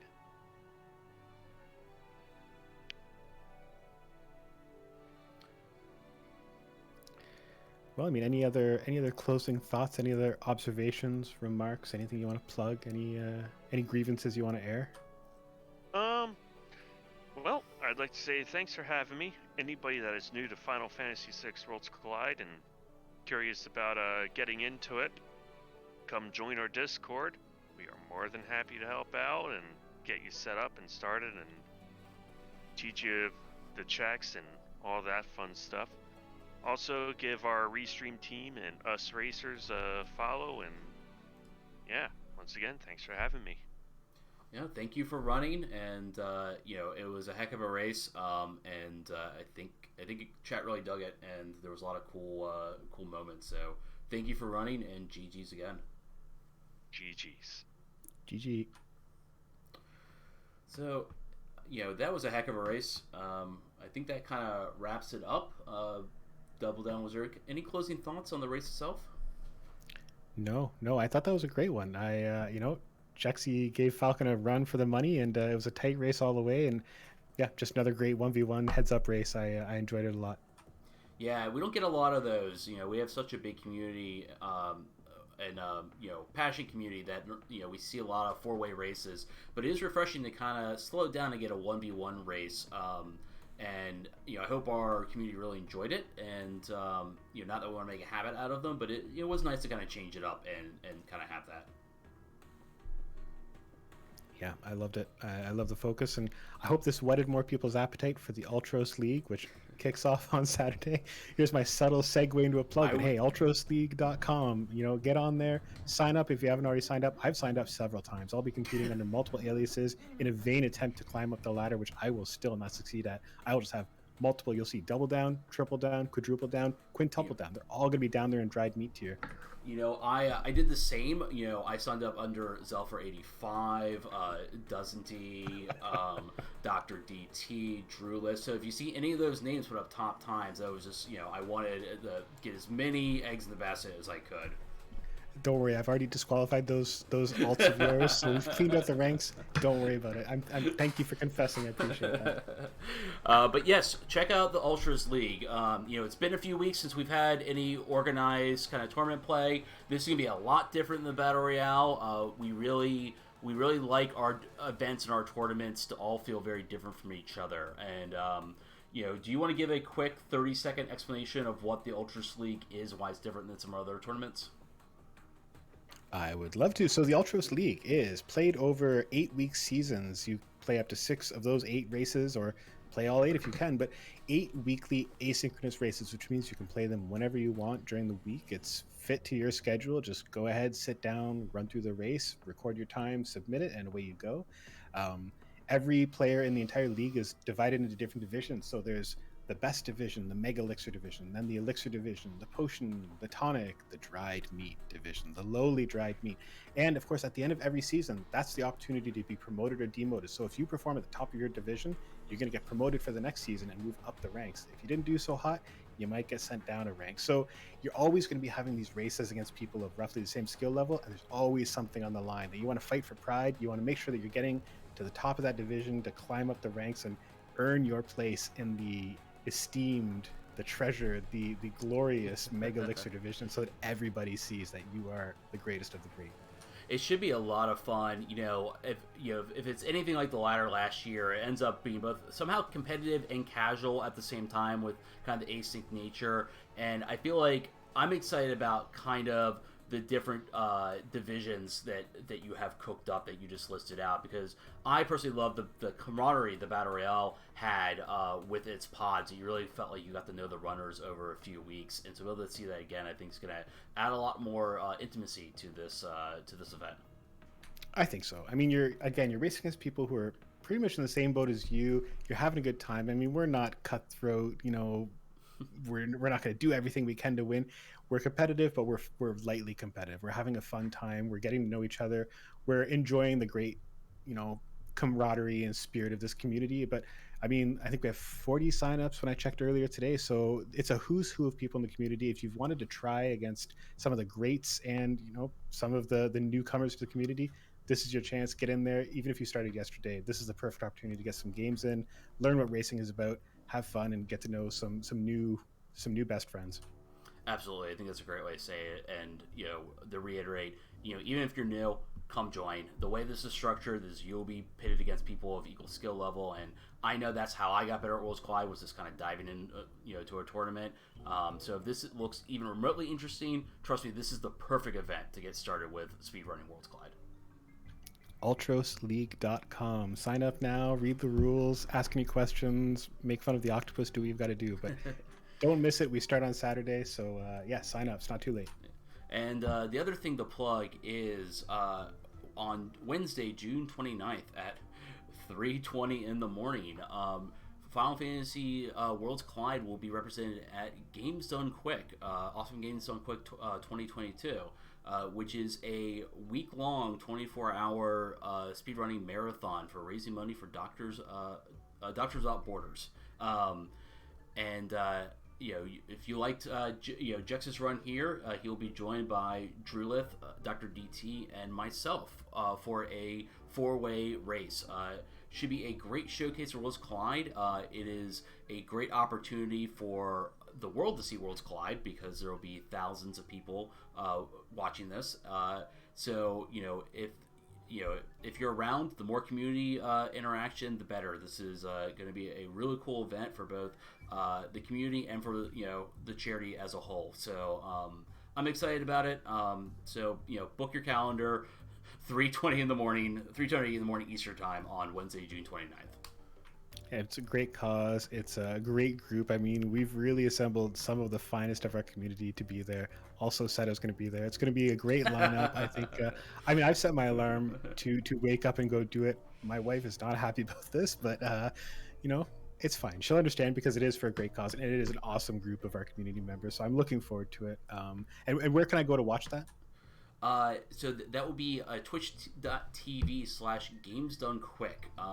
It's a little hard to miss because I believe for the entire week, the whole week, if it's like the last 4 or 5 years, Games Done Quick will be the featured video on Twitch's homepage for the entire time. So you really can't miss it as long as you go to Twitch, around 3 in the morning Eastern time. You should be good. Yeah, I can't wait. You'll want to get in there now because you'll want to say that you were in the community before the rush of people from GDQ. So right. Get in now and before it was cool. Be there. Exactly. You don't be a bandwagon jumper. Right. You want to be a Final Fantasy VI Worlds Collide hipster like the rest of us. Plus, if you get in now, you'll have a month of experience on all this new people that come in, which means that you'll be so much better and can crush them in all these competitions. So, there's definitely an incentive to play as much Worlds Collide as you can right now. Oh, do we need an incentive to do that? Jeez, I've been doing it wrong all this time. I've just been doing it for the heck of it. You're leaving money on the table, man. Yep, that's me. Well, I think that's about it. We've been kind of talking a lot at the end here, so I don't want to hold up any longer. Do you have anything else to add, Double Down? Nope. It was a blast. I enjoyed chatting with everybody and watching a great race, and I can't wait to do it again. Yeah, give me 1 second. I'm just checking to see if there's anyone in the raid because I totally forgot until right this moment that's the thing I should do. Let's see here. I don't see anyone, unfortunately, running Worlds Collide that I see. So I think we'll just end the stream then. So from myself, Seto Kaiba, and Double Down here, thank you for joining in, and we hope to see you next Thursday as well. Thanks for watching, everybody. See you next week.